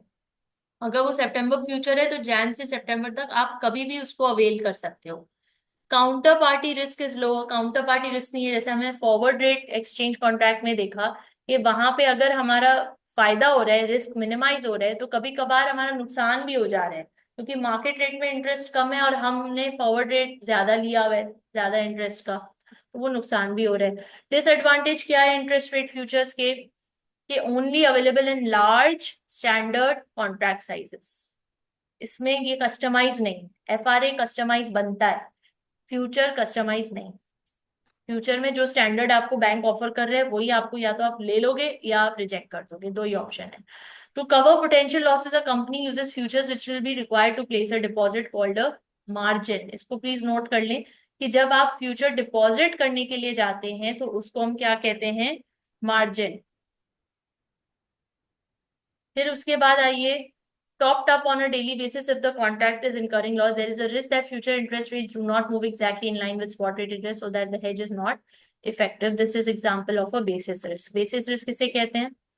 कि जब इंटरेस्ट रेट रिस्क आपका आपके स्पॉट रेट इंटरेस्ट से एग्जैक्टली अलाइनमेंट में नहीं है, तो यहाँ पे भी एक रिस्क क्रिएट होता है। अच्छा जी, अब आ जाइए, अल्लाह भला करे आपका। ये सब थियोरेटिकली आपको इम्पोर्टेंट है क्योंकि इसका एमसीक्यू, ट्रू एंड फॉल्स, ये सब आ सकता है। इंटरेस्ट रेट ऑप्शंस नसर सैफ पढ़िए। Interest rate options gives an option holder the right to pay or receive interest on an agreed quantity of money at a specific interest rate or on or before a future expiry date. अब आपको याद होगा जब हम currency options पढ़ रहे थे तो वहां पे भी ऑप्शन में हमने क्या पढ़ा था, किसी को याद है? ओवर द काउंटर एक मिलता है और दूसरा आपके पास ऑप्शन है, आप उसको एक्सरसाइज करते हो या नहीं करते। अगर आपको नजर आ रहा है आपका फायदा हो रहा है, आप उसको एक्सरसाइज कर लो। अगर आपको नजर आ रहा है आपका लॉस हो रहा है, आप छोड़ दो, आपको एक्सरसाइज करने की कोई जरूरत नहीं है। ओवर द काउंटर आप जाते हो, ओवर द काउंटर आपको रेडीमेड जो भी चीज होती है मिल जाती है। यहाँ पे ऑप्शंस जो है नेगोशिएटेड भी होते हैं, आप कस्टमाइज अपने हिसाब से भी बनवा सकते हो। और फिर उसके बाद उसका मेन चीज यही है कि आपके पास एडवांटेज है कि आप चाहो तो उसको एक्सरसाइज करो, चाहो तो नहीं करो। अगर आपको लग रहा है आपका रिस्क मिटिगेट हो रहा है, एक्सरसाइज कर लें, अगर आपको लग रहा है नहीं हो रहा तो नहीं करें। और यही इसके एडवांटेज और डिसएडवांटेज भी है। डिसएडवांटेज में क्या है बेसिकली कि ये सिर्फ available in large standard contract sizes, customise usually नहीं होता। Any type of option will need to be purchase and the premium can be expensive. Option में चूंकि आपको फैसिलिटी है कि आपकी मर्जी है, तो जाहिर है बैंक अपना नुकसान तो नहीं करेगा ना, वो कोई ना कोई उसके उसके एक्सचेंज में एक प्रीमियम आपसे प्राइस चार्ज कर रहा होगा कि प्रीमियम मेरे सर्विस चार्जेस है, जो कि हो सकता है कि एफआरए से या फ्यूचर से एक्सपेंसिव। इसमें 2 ऑप्शंस हैं, put option, call option. Put option किसे कहते हैं? जहां पे करना है इंटरेस्ट, यानी कि बोरो कर रहे हैं आप। और कॉल ऑप्शन जहां पे आप रिसीव कर रहे हैं इंटरेस्ट, यानी डिपॉजिट करा रहे हैं अमाउंट। सिंपल। आप लोगों को इतना आसान कर दिया, ये हम लोग को इतनी ख्वारी हो गई थी इसके सम्स में समझने में, पुट कॉल, और उसी में हम कंफ्यूज हो जाते थे। अच्छा, कैप किसे कहते हैं? कि आपने एक कैप लगा दिया, यानी इंटरेस्ट रेट मार्केट में इस वक्त भले 10% हो जाए, हम कैप अप कर रहे हैं 7% पे, यानी इससे ज्यादा हम नहीं लेकर जाएंगे। और कैप के बाद फ्लोर भी है कि इससे कम में हम नहीं किसी को देंगे या लेंगे, तो that's a floor. An interest rate floor protects against interest rate falls for an investor. Investor अगर बैंक में डिपॉजिट करा रहे हैं तो उसको यही डर होगा ना कि इंटरेस्ट रेट बिल्कुल गिर ना जाए, क्योंकि उसको तो यही चाह रहा है कि मैक्सिमम रिटर्न उसको मिले. तो वो फ्लोर लगा देगा कि भाई इससे कम तो मैं डिपॉजिट कराऊंगा ही नहीं, ये तो मेरा बेयर मिनिमम मुझे चाहिए ही चाहिए. An interest rate collar is cheaper than a cap और अ फ्लोर. अब ये कॉलर कौन सी वाला है भाई, कौन सा पट्टा आ गया. For a borrower a collar would be as follows. Collar क्या है कि आपने रेंज बता दी, ये फ्लोर है ये कैप है. पुट ऑप्शन अगर बाय करेंगे प्रीमियम देंगे, सेल करेंगे कॉल तो रिसीव करेंगे प्रीमियम. और ये जो रेंज है ना, ये यहां से लेकर यहां तक, this is called the collar. The cost of a collar is lower than for buying an option alone. However, the borrowing company forgoes the benefit of movements in interest rate below the floor limit in exchange for this cost reduction. ठीक है, activity 3 आ जाए. A company wishes to arrange a collar to fix a future interest rate on a variable rate 5-year loan it has obtained from its bank. Which of the following transactions will enable the company to arrange an appropriate collar? अब मैं ये जो topic है ना आपको इस सवाल से ही पढ़ा रही हूँ, आप आंसर दो तो फिर इसको समझेंगे. अभी ऊपर हम देखते हैं ना हमने कॉलर पे क्या पढ़े, यहाँ कोई ऐसी चीज मेंशन्ड है? ये पढ़ लो पैरा, ये कॉलर का ही पैरा.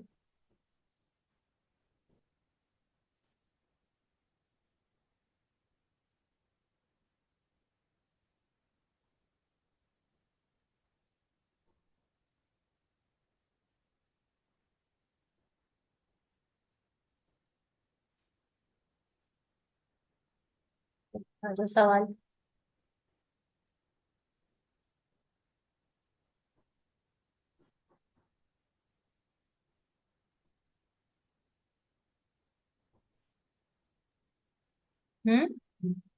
डी. ये ऑप्शन डी. बी.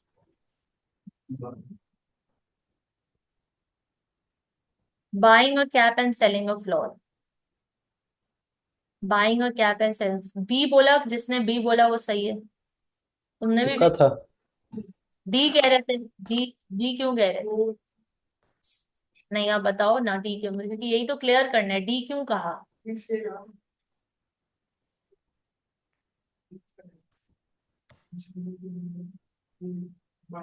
मतलब हम उससे नीचे नहीं देंगे. ये कह रहे हैं. अच्छा अब यहाँ पे एक चीज क्लियर कर लो, ये याद कर लें. फॉर एन इन्वेस्टर, इन्वेस्टर यानी जो डिपॉजिट कर रहा है बैंक में, डिपॉजिट नॉट बोरो. नीचे जो केस है वो बोरो का है. जो डिपॉजिट कर रहा है, जो इन्वेस्टर है, उसके लिए कॉलर क्या होगा, बाय अ कॉल ऑप्शन यानी कि floor, and sell a put option यानी कि at a higher rate than the floor. Buy a floor and sell a put option. अब आइए जरा हम इसी को इधर अगर अप्लाई करके देखें. तो इसमें यहाँ पे आप देखें, a company wishes to arrange a collar to fix a future interest rate variable on a 5-year loan. Deposit नहीं है, लोन है. तो अब ये जो इन्वेस्टर के लिए रूल है वो बोरोअर के लिए उलट नहीं हो जाएगा? क्या ख्याल है? अगर इन्वेस्टर के लिए रूल है, पहला रूल क्या था उसका कि वो बाय कर रहे हैं फ्लोर, तो यहाँ पे वो फ्लोर पर बाय नहीं करेगा, फ्लोर सेल कर रहेगा, उल्टा. और वहां पे वो सेल कर रहे हैं कैप, तो यहाँ पे वो बाय करेगा. ठीक है, तो ये उलट हो गए. तो ये बहुत आपको मेक श्योर करना पड़ेगा कि बोरोवर के पर्सपेक्टिव से बात हो रही है कि डिपॉजिटर इन्वेस्टर के पर्सपेक्टिव से बात हो रही है. आइए आगे बढ़ते हैं.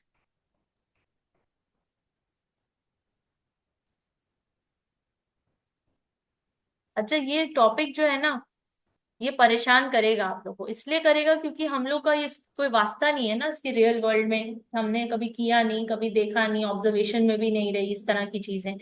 तो लिहाजा ये ट्रबल करेगा. बट इसको आपने सिर्फ एग्जाम पॉइंट ऑफ व्यू के हद तक इसको रखना है. सर पे सवार नहीं करना, ना इसकी बाल की खाल निकालनी। जितना एग्जाम पॉइंट ऑफ व्यू से वो बोल रहे हैं कि सम्स नहीं करने, तो क्यों घुस रहे हो अंदर, इतना डेप्थ में जाने की जरूरत ही नहीं है इस टॉपिक में। जिस टॉपिक इस पे सिर्फ स्कोर करो, मार्क्स लो, 1 मार्क 2 मार्क एमसीक्यूज में जितने मार्क्स आपको मिल रहे हैं इजिली, ये स्कोरिंग टॉपिक है इसलिए। ठीक है, सिर्फ इसमें पर्सपेक्टिव्स का ख्याल रखना है कि रिसीवर एंड है, बोरोअर एंड है, यहाँ पे बेस रेट है, करंट रेट है, एफआरए भी बहुत इजी आता है। इंटरेस्ट रेट स्वैप किसे कहते हैं? Agreement whereby the parties to the agreement exchange interest rate commitments. क्या कह रहे हैं? exchange.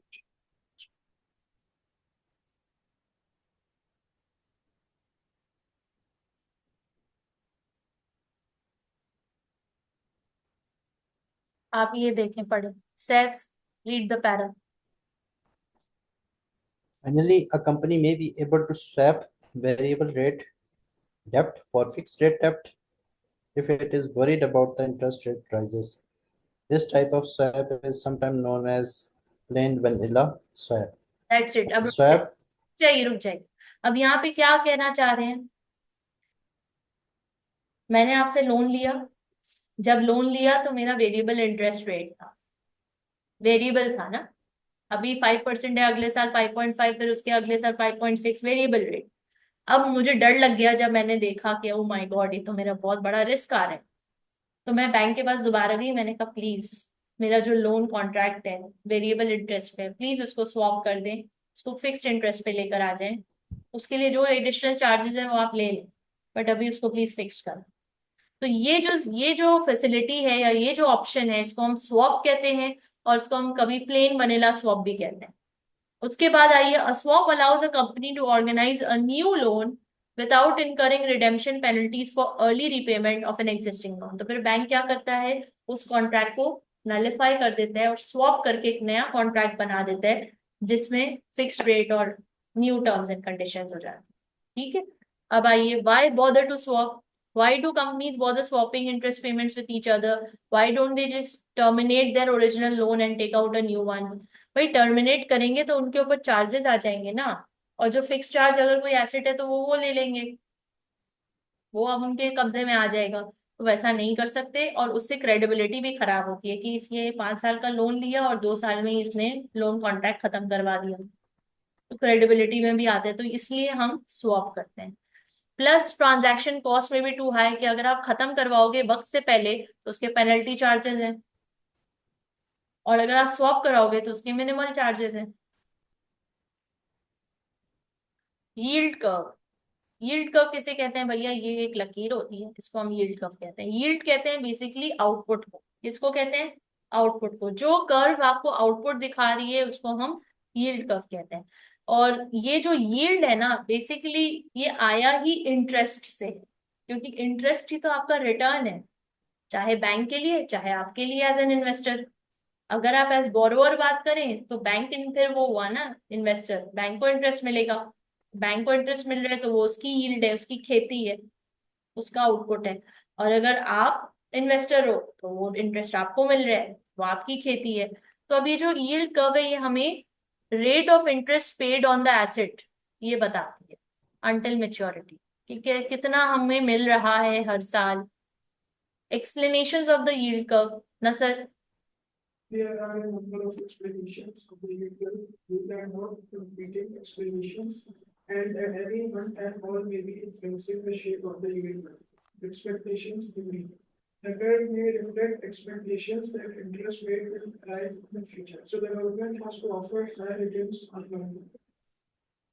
Liquidity preference degree. The curve reflects the compensation that investors require higher returns for sacrificing liquidity with long-dated bonds. Market segmentation theory. Short-dated bonds tend to be more popular with banks, and long-dated bonds are more popular with pension funds. I think there are different markets. This theory suggests that the scope of the yield curve will reflect conditions in different segments of the market. अब ये 3 theories आ गई जो आपके सामने रख दी गई हैं कि यील्ड कर्व के पीछे एक्सप्लेनेशन या कॉन्सेप्ट क्या है। एक एक्सपेक्टेशन थ्योरी है कि कर्व हो सकता है रिफ्लेक्ट कर रही हो expectation of the market, expectation of the government के इंटरेस्ट रेट्स बढ़ेंगे या घटेंगे फ्यूचर में। ठीक है। दूसरा लिक्विडिटी थ्योरी। लिक्विडिटी थ्योरी कह रही है कि भाई हम देखेंगे कि भाई अब मेरे पास 10 मिलियन है, मेरे हाथ में है, मैं क्यों बैंक में रखवा के ब्लॉक करूं। अगर इन्वेस्टर का ये माइंडसेट हो जाएगा तो कोई पैसा अपनी जेब से निकालेगा ही नहीं, सब अपनी जेबों में रखेंगे, सब अपने हाथ में रखेंगे पैसा। लेकिन चूंकि पैसे की वैल्यू डीवैल्यूएशन होती है, करेंसी डीवैल्यू होती है, देयरफॉर सब इन्वेस्ट करते ही करते हैं। तो लिक्विडिटी प्रेफरेंस थ्योरी ये कहती है कि आवाम या इन्वेस्टर्स का माइंडसेट कैसा है, क्या वो प्रेफर करता है कैश इन हैंड या वो प्रेफर करता है इन्वेस्टमेंट्स, वो क्या प्रेफर करता है। तो ये एक चीज आ गई। फिर आ गई market segmentation theory. Market segmentation में शॉर्ट डेटेड बॉन्ड्स ज्यादा पॉपुलर हैं बैंक्स के साथ, लॉन्ग डेटेड बॉन्ड्स जो है वो पेंशन फंड्स, जो वो ओल्ड एज जिनकी है उनके सामने पॉपुलर हैं। तो देर आर डिफरेंट मार्केट्स, हर मार्केट डिफरेंट है, देयरफॉर जो यील्ड कर्व है वो भी डिफरेंट मार्केट्स के लिए डिफरेंट बनेगी। अगर यूथ है तो यूथ के लिए डिफरेंट एक पर्सपेक्टिव है, अगर बड़े इन्वेस्टर्स हैं उनके लिए डिफरेंट होगा, अगर बहुत कोई ओल्ड एज पीपल है तो उनका डिफरेंट पर्सपेक्टिव होगा। तो यील्ड कर्व हर मार्केट सेगमेंट के लिए डिफरेंट शो हो रही होगी। Next, the significance of yield curve to financial managers. Financial managers के लिए ये यील्ड कर्व क्यों इंपॉर्टेंट है, सैफ पढ़िए। Financial managers can inspect the shape of the yield curve when deciding the term of borrowing or deposits. The curve is influenced by the market's expectation of future interest rate movements. For instance, a yield curve that is sloping steeply upwards suggests a rise in interest rate in the future. In this case, company will be more concerned about managing interest rate risk. अब देखो, जब हम numbers पढ़ते हैं ना तो numbers को बड़े गौर से पढ़ना पड़ता है, पर जब इलस्ट्रेशन आपके सामने आ गई कि कर्व ऐसा है तो आपको पता चल गया कि इंटरेस्ट रेट अपवर्ड मूविंग है। अपवर्ड मूविंग है तो आपको ठक करके दिमाग में आ गया कि यहाँ पे रिस्क होगा, तो हमें इसको अब इंटरेस्ट रेट रिस्क हेजिंग की तरफ जाना चाहिए। सिंपल। तो यील्ड कर्व हमें एक इलस्ट्रेटिव फॉर्म में बहुत क्विकली ये मैसेज दे देती है कि क्या मैं इंटरेस्ट रेट रिस्क को मैनेज करने की जरूरत है या नहीं। अच्छा, अब जरा यहाँ पे देखें, सेक्शन बी में एक ओटीक्यू रिस्क मैनेजमेंट को फोकस करते हुए 10 मार्क का सवाल। लेट्स सी आप लोग कर सकते हैं कि नहीं कर सकते। अब इसमें आई गेस सारी चीजें आ रही हैं। इसमें जो हमने स्टार्ट में किया कौन कौन से हमने कर लिए, मनी मार्केट हेजिंग, और शुरू में क्या किया था, जो फ्यूचर जो करेंसी रिस्क को जो मिटिगेट हम कर रहे थे, वहां पे मैचिंग कर रहे थे, वहां पे हम मनी मार्केट हेज किया था। याद है या नहीं? तो फिर ये सवाल होगा नहीं अगर वो याद नहीं है पिछला चैप्टर। ये चैप्टर का है। ये पिछला चैप्टर और ये चैप्टर का मिला करके 10 मार्क का सवाल है। घर जाके करेंगे, घर जाके कोई नहीं करेंगे, आप यहाँ पे पहले ये निकालें, ये वाला कर लें। देखे तो सही बोल क्या रहे हैं, सवाल देखे बगैर क्यों भाग रहे हैं। हो सकता है इंटरेस्ट रेट का ही हो पूरा। Robin expects to receive 8 lakh from a credit customer in the European Union in 6 months time. The spot exchange rate is this and the 6-month forward rate is this. The following commercial interest rates are available to Robin. Euros में ये deposit rate चल रहा है, बोरो rate ये चल रहा है, dollars में ये चल रहा है, बोरो रेट वो चल रहा है। Robin company does not have any surplus cash to use in hedging the future euro receipt. Future में मिलने वाले हैं पैसे कितने, Euros 8 lakh from a credit customer. कब मिलने वाले हैं? 6 महीने बाद। और आपको यही डर है कि हमारा exchange rate, currency exchange rate जो है कहीं कम ना हो जाए, तो फिर हमें क्या हो जाएगा, मुश्किलात आ जाएंगी। तो लिहाजा अभी से मनी मार्केट हेज कर लिया जाए। तो हेज करने के लिए क्या करेंगे, what could Robin company do to reduce the risk of the euro value dropping relative to the dollar before the 8 lakh is received.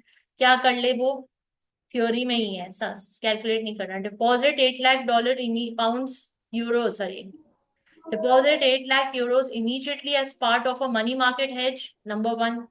Number two, enter into a forward contract to sell 8 lakh euros in 6 months. Number three, enter into a interest rate swap for 6 months. क्या लग रहा है, क्या करना होगा इसमें? हमारे पास dollar आने वाले हैं। यूरोज आने वाले।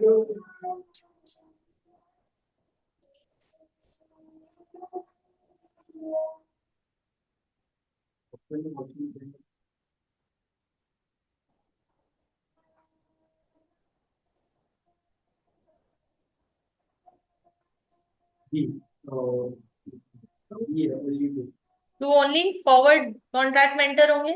सैफ, आपको क्या लग रहा है? आप शायद पिछली क्लास में नहीं था, आपने रिकॉर्डेड लेक्चर देखा था फॉरेन करेंसी का? जी जी, मैंने देखा है। उसमें आप रिसीप्ट के केस में आप डिपॉजिट कर रहे होते थे, तो मेरे हिसाब से डिपॉजिट करेंगे। लेकिन यहाँ पर डिपॉजिट वाला इसलिए नहीं हो सकता कि वो 8 लाख से आप कुछ कम डिपॉजिट करते हैं, तो जिसमें आपको वहां पर इंटरेस्ट रिसीव होता है। फिर क्या करें? अब एक ऑप्शन तो 2 और सिलेक्ट 3 में करना से है ना, कोई एक एग्जाम में ऑप्शन हो कौन सा सकता है। करोगे? अरे सिंधी ऑप्शन बी, 2 ओनली के साथ ही जाऊंगा मैं। तो क्या है? To only? ना सर, तुम्हारा भी टू ओनली?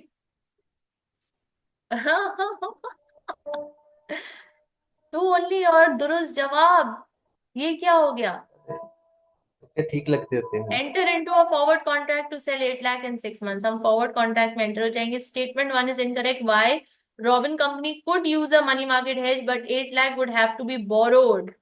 उसको रिसीव होने वाले हैं वेरी ना, गुड। तो वो डिपॉजिट क्यों कराएगा पहले से? डिपॉजिट कराएगा डॉलर। वही ना।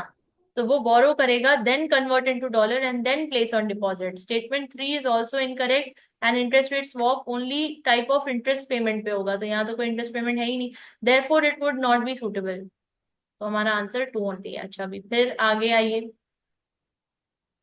What is the dollar value of a forward market hedge? What is the dollar value of a forward market hedge?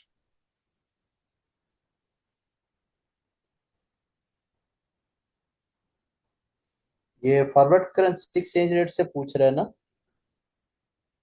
नहीं, ये दोनों वैल्यू का ऑफ डॉलर। मिक्सचर है। ये दोनों को उसने मिक्स कर दिया कि अब तुम लोग इतने सियाने हो गए हो एफ एम के लेवल पे आ करके, तो अब दोनों बताओ। फॉरवर्ड रेट का पहले निकालो, हेज निकालो, फिर उसको डॉलर में कन्वर्ट करो। फॉरवर्ड कॉन्ट्रैक्ट का जो है हमने तरीका निकाला है कॉस्ट का फाइंड आउट करने का, वो निकालो, फिर उसको कन्वर्ट कर दो डॉलर्स में। पहले यूरोस में ही निकलेगा क्योंकि यूरोस 8 लाख है, और आपके पास फॉरवर्ड रेट भी 2.476 पर डॉलर वन लिखा हुआ है। फॉरवर्ड रेट 6 months का।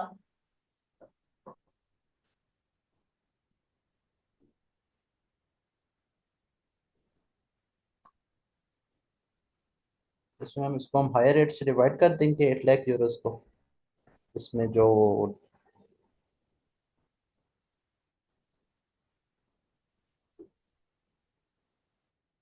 2.413 से डिवाइड कर देंगे, क्योंकि दूसरा रेट तो नहीं दिया हुआ।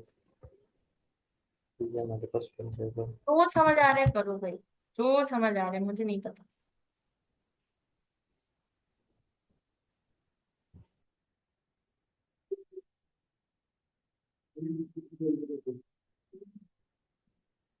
Three two three one zero two. Very good. कैसे किया, क्या किया भाई? आफ्टर 6 months वाला रेट लेंगे डायरेक्ट। सिंपल डिवाइड कर दिया और कुछ भी नहीं किया। मैंने ऊपर सवाल में रेट किया था इसका। What is the dollar value of a forward market hedge? देखो, अब इतना आसान सवाल था, सिर्फ डिवाइड करना था, लेकिन आप एक दफा वो हो जाओगे एग्जाम में कि ये क्या पूछ ली है, ये तो कभी हमने नहीं किया क्लास में, ये क्या हो गया। अच्छा, तो इसमें दिमाग जरा दौड़ाना है कि यहाँ पे रिसीविंग की बात हो रही है, बोरोइंग की बात नहीं हो रही। रिसीविंग का क्या मतलब है? आपको मिलने वाले हैं, तो आप उसको हेज करना चाह रहे हो। तो उसका उसका फॉरवर्ड रेट तो हमने पढ़ा ही नहीं, हमने तो एफआरए उसका पढ़ा है कि जहाँ आप बोरो करते हैं। क्या ख्याल है? रिसीविंग का पढ़ा है? पर एफआरए, एफआरए की बात कर रही हूँ। अभी कहाँ पढ़ा है इंटरेस्ट रेट में? पिछले सेक्टर में वो पिछले चैप्टर में। तो वो रिसीविंग में, लेकिन यहाँ पे क्या, कैसे आप करोगे इसको बताओ? पर क्वेश्चन आफ्टर 6 months का फॉरवर्ड रेट दिया है 2.476। ठीक है, तो डिवाइड कर दिया एक में। नहीं, वो तो आपने डिवाइड कर लिया, मैं आपसे पूछ रही हूँ कि ये इसकी कॉस्ट आप कैसे निकालो, FRA। वही तो पूछ रही हूँ, नहीं निकाल सकते ना, क्योंकि अभी यहाँ पे वो रेलेवेंट चीजें हैं ही नहीं, डेटा है ही नहीं। रेट ही आपको उसका दिया हुआ है इंटरेस्ट ना, रेट तो स्पॉट नहीं है, रेट का सिर्फ इंटरेस्ट रेट भी नहीं है और स्पॉट रेट भी आपको एक ही दिया हुआ है ना, एक ही दिया हुआ है, यही तो मैं कह दूसरे रही वाला लोअर नहीं दिया हुआ। हूँ। दो किस्म के रेट्स होते हैं ना, एक बाइंग और एक सेलिंग वाला। यहाँ पर आपको सिर्फ बाइंग रेट दिया हुआ है उन्होंने। अच्छा, चलें अब जरा अगले सवाल पे आ जाए। If robin company used a money market hedge, what would be the percentage borrowing rate for the period. अगर मनी मार्केट हेज इस्तेमाल हो रहा है तो फिर बोरोइंग रेट की परसेंटेज कौन सी लेंगे, यहाँ पे ऊपर में लिखा हुआ है ना, इनमें से कौन सा लेंगे, 3%, 7%, 1%, 2.5%।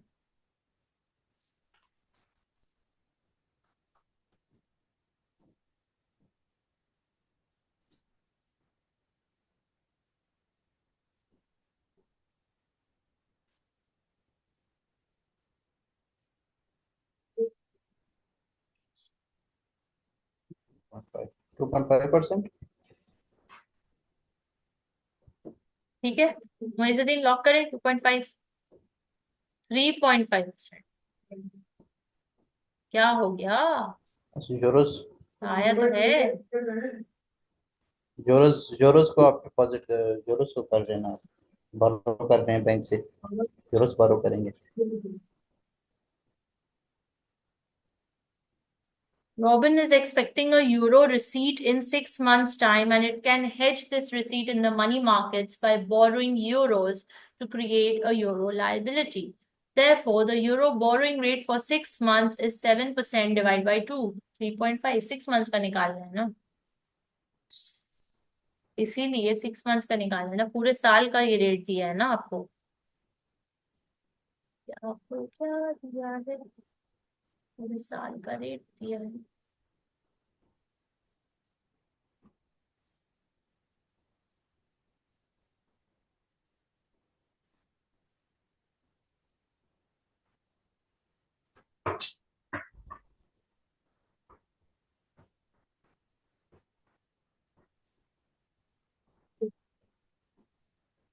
ये तो हो गया ना, नहीं देख लो। अच्छा, अब ये ना इधर जाएगी, क्या ये डबल डबल खुली है।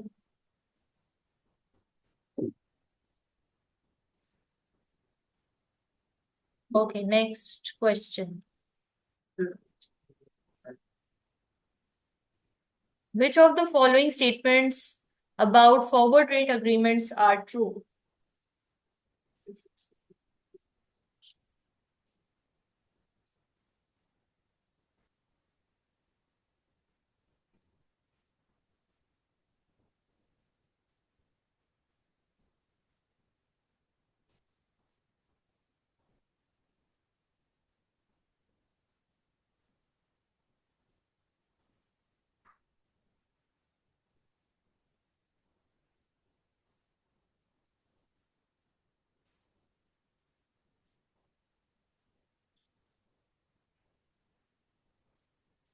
वन और टू हो सकते हैं, लेकिन सेकंड ऑप्शन मुझे समझ नहीं आई। बाकी वन आप ऑप्शन बी आपके पास करेक्ट है। सेकंड इसकी स्टेटमेंट मुझे लग रहा है फॉल्स है, लेकिन मे बी टू हो सकती है, लेकिन मैंने तो कल इसका लगाया है। बी लग रहा है, बी देख ले। चले, कौन है? ये risk management section.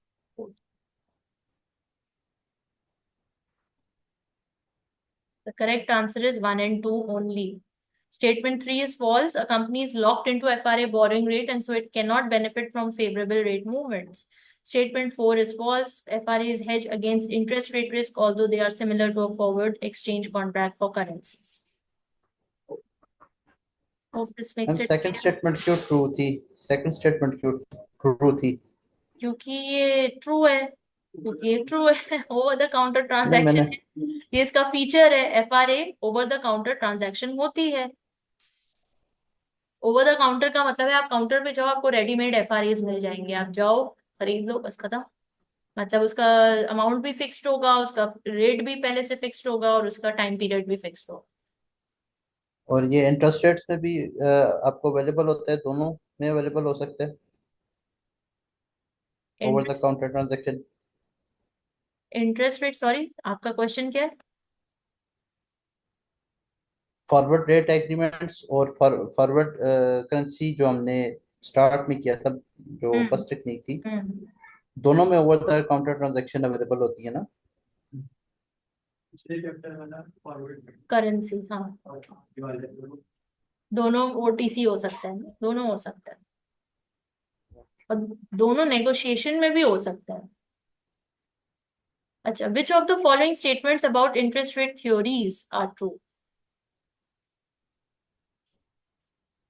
Expectation theory, market segmentation theory, अभी अभी हमने पढ़ा।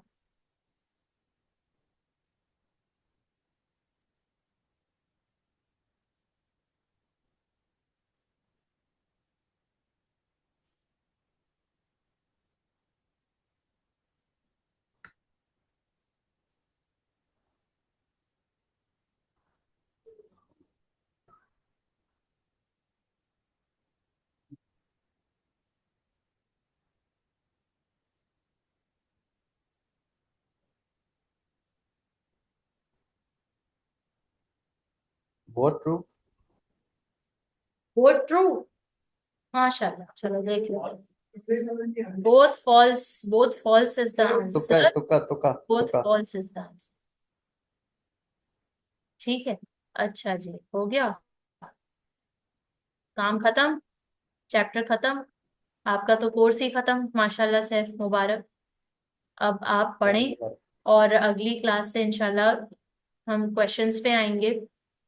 जितना हमने कर लिया, बिजनेस वैल्यूएशन कर लिया है, फॉरेन करेंसी कर लिया है, कैपिटल स्ट्रक्चर कर लिया है, और ये इंटरेस्ट कर लिया है, तो इससे रिलेटेड जितने भी क्वेश्चंस है ना वो हम करेंगे। बट हमने अभी दो अहम चैप्टर, सोर्सेज ऑफ फाइनेंस और डिविडेंड पॉलिसी, नहीं किया ना आपके साथ, तो वो ये दो चैप्टर्स के बाद फिर हम हम क्वेश्चंस पे आएंगे, ताकि ये हाफ। बिजनेस वैल्यूएशन से ही हम स्टार्ट करेंगे ना, बिजनेस वैल्यूएशन, फॉरेन करेंसी और इंटरेस्ट रेट्स हम स्टार्ट करेंगे ना, प्रैक्टिस क्वेश्चन की। Then move on to sources and finance and cost of capital, dividend policy. जी जी, हम बेसिकली जो करेंगे ना क्वेश्चंस, वो हम करेंगे ये यहाँ से, ठीक है। तो अभी इन लोगों का ये दो चैप्टर रहते हैं, इनका ये दो हम फिर चैप्टर। इंटरेस्ट रेट से स्टार्ट करते हैं, बैकवर्ड मूव करते हैं यहाँ से। हम्म तो ये इंटरेस्ट रेट, यहाँ फॉरेन ये करेंसी, वाली बिजनेस क्लास में ये वैल्यूएशन। दो चैप्टर्स अभी रहते हैं, तो इनकी मैं एक एक क्लास शायद मैक्सिमम और होगी, ये दोनों चैप्टर्स कंप्लीट हो जाएंगे, तो फिर हम क्वेश्चन प्रैक्टिस पे आ जाएंगे। राइट। ठीक है, आप भी अपने एंड से क्योंकि आपका तो पूरा सिलेबस हो गया है सैफ, तो आप अपने एंड से सारे एमसीक्यूज और एमटीक्यूज हर चैप्टर के रिवीजन किट के आपने करने क्या शुरू कर दिए हैं, नहीं किए, कहाँ तक पहुंचे हो? मैम अभी तक स्टार्ट नहीं किया, अभी फिलहाल मैंने ये बिजनेस वैल्यूएशन, फॉरेन करेंसी और ये टॉपिक्स मैंने खुद पढ़े हैं, खुद स्टडी किए हैं। तो आज के दिन में इंटरेस्ट रेट वाला चैप्टर जो है वो मैं इसको कवर करूंगा। उसके बाद फिर यहीं से इसके एमसीक्यूज और एमसीक्यूज बिल्कुल, स्टार्ट आप कर देंगे। रिवीजन किट इसके एमसीक्यू एमटीक्यूज बिल्कुल फोकस करना शुरू कर दें, क्योंकि 60% तो एमसीक्यू एमटीक्यूज की है, which is a very good weightage, कि आप यहाँ से आराम से मिनिमम 40-50 जितना उठा सकते हो उठाओ। तो इसको तो पक्का करो, जितने जितने क्वेश्चंस हैं उसको double double, three three times practice करके इन एरियाज को तो पक्का करें। फिर 20 मार्क्स वाला जो है वो अभी हम सीआरक्यू इंशाल्लाह करेंगे मिलके, तो फिर उसमें वो चीजें एड्रेस हो जाएंगी कि सीआरक्यू को अटेम्प्ट कैसे करना है। लेकिन मोटा माटी जो सीआरक्यू भी है ना, वो भी सम बेस्ड ही ज्यादा होगा, और जो इंटरप्रिटेशन या एक्सप्लेनेशन पार्ट है वो जरा कम है। तो अभी हम देखेंगे, तो इंशाल्लाह फिर आपको पता चल जाएगा कि क्या है सिचुएशन, वर्किंग कैपिटल ये मैम मैनेजमेंट। इसमें से लॉन्ग तो नहीं टेस्ट होते ना, ये जो हमारा है वो बिजनेस वैल्यूएशन, फॉरेन करेंसी और इंटरेस्ट रेट्स वाला, इसमें से लॉन्ग तो नहीं टेस्ट होता। इसमें CRQ नहीं टेस्ट होता, वर्किंग कैपिटल मैनेजमेंट में होते हैं, इन्वेस्टमेंट अप्रेजल में होते हैं और बिजनेस फाइनेंस में। डन हो जाए। ठीक है, ठीक है ma'am. Business finance syllabus area E, ये तो वही बिजनेस वैल्यूएशन ही है ना, बिजनेस फाइनेंस तो बिजनेस वैल्यूएशन का ही है। तो ये सेक्शन ई, डी और ई से CRQ होते हैं। तो अभी तो इन लोग का मैं CRQ तो अभी स्टार्ट नहीं करा सकती, क्योंकि इनका वो चैप्टर्स ही नहीं हुए हुए, वर्किंग कैपिटल भी नहीं हुआ हुआ, इन्वेस्टमेंट अप्रेजल भी नहीं हुआ हुआ। तो मीनवाइल आप पहले अपनी रिवीजन किट MCQ MTQs पे फोकस करके उसको कंप्लीट करें, और जैसे ही वो कंप्लीट होगा और जैसे ही यहाँ पे भी मैं कोशिश करूंगी जल्द से जल्द हम CRQs पे आए, क्योंकि अप्रैल हम 15 तारीख पे पहुंच चुके हैं। हमारे पास मेरा जो टारगेट है वो यही है कि मतलब हम अप्रैल खत्म करते करते हम CRQ पे आ चुके हों। तो CRQ पे आ चुके हों का मतलब है कि मुझे अभी वर्किंग कैपिटल और इन्वेस्टमेंट अप्रेजल आप लोगों को अहम तरीन टॉपिक्स हैं कंप्लीट करवाने हैं। ठीक है, तो अभी तक जितने टॉपिक्स हुए हैं उसका रिवीजन किट क्वेश्चंस आप लोगों ने भी करने हैं घर पे, ताकि भूले नहीं, और प्लीज पढ़ना स्टार्ट कर दें, प्लीज डोंट अटेम्प्ट है प्लीज। अभी अप्रैल 15 हो गई है, इससे ज्यादा और सोने की इजाजत नहीं मिल सकती। ठीक है, थोड़ा सा जाग जाएं, इसको एक्टिवली परस्यू करें, और इंशाल्लाह हो जाएगा। दिन के कम से कम 3 से 4 घंटे आप दें FM को, 3 घंटे भी मिनिमम दे दें तो हो जाएगा बेड़ा पार। अगर 3 से 4 घंटे दें, टेक्निकल आर्टिकल्स पढ़ें, जो टॉपिक्स जो चैप्टर्स हम कर चुके हैं उसके टेक्निकल आर्टिकल्स गो थ्रू करें। ऑलरेडी बहुत कुछ है आप लोगों के लिए घर में करने के लिए रादर मैं कुछ एक्स्ट्रा दूं ठीक है जी, चलें, अपना बहुत सारा ख्याल रखें, इंशाल्लाह अगली क्लास में मुलाकात होती है। अल्लाह हाफिज। सैफ, अभी मैं तो आपसे दोबारा मिलूंगी, ठीक है, PM की आपकी क्लास है, अब भाग गया ये, वाह।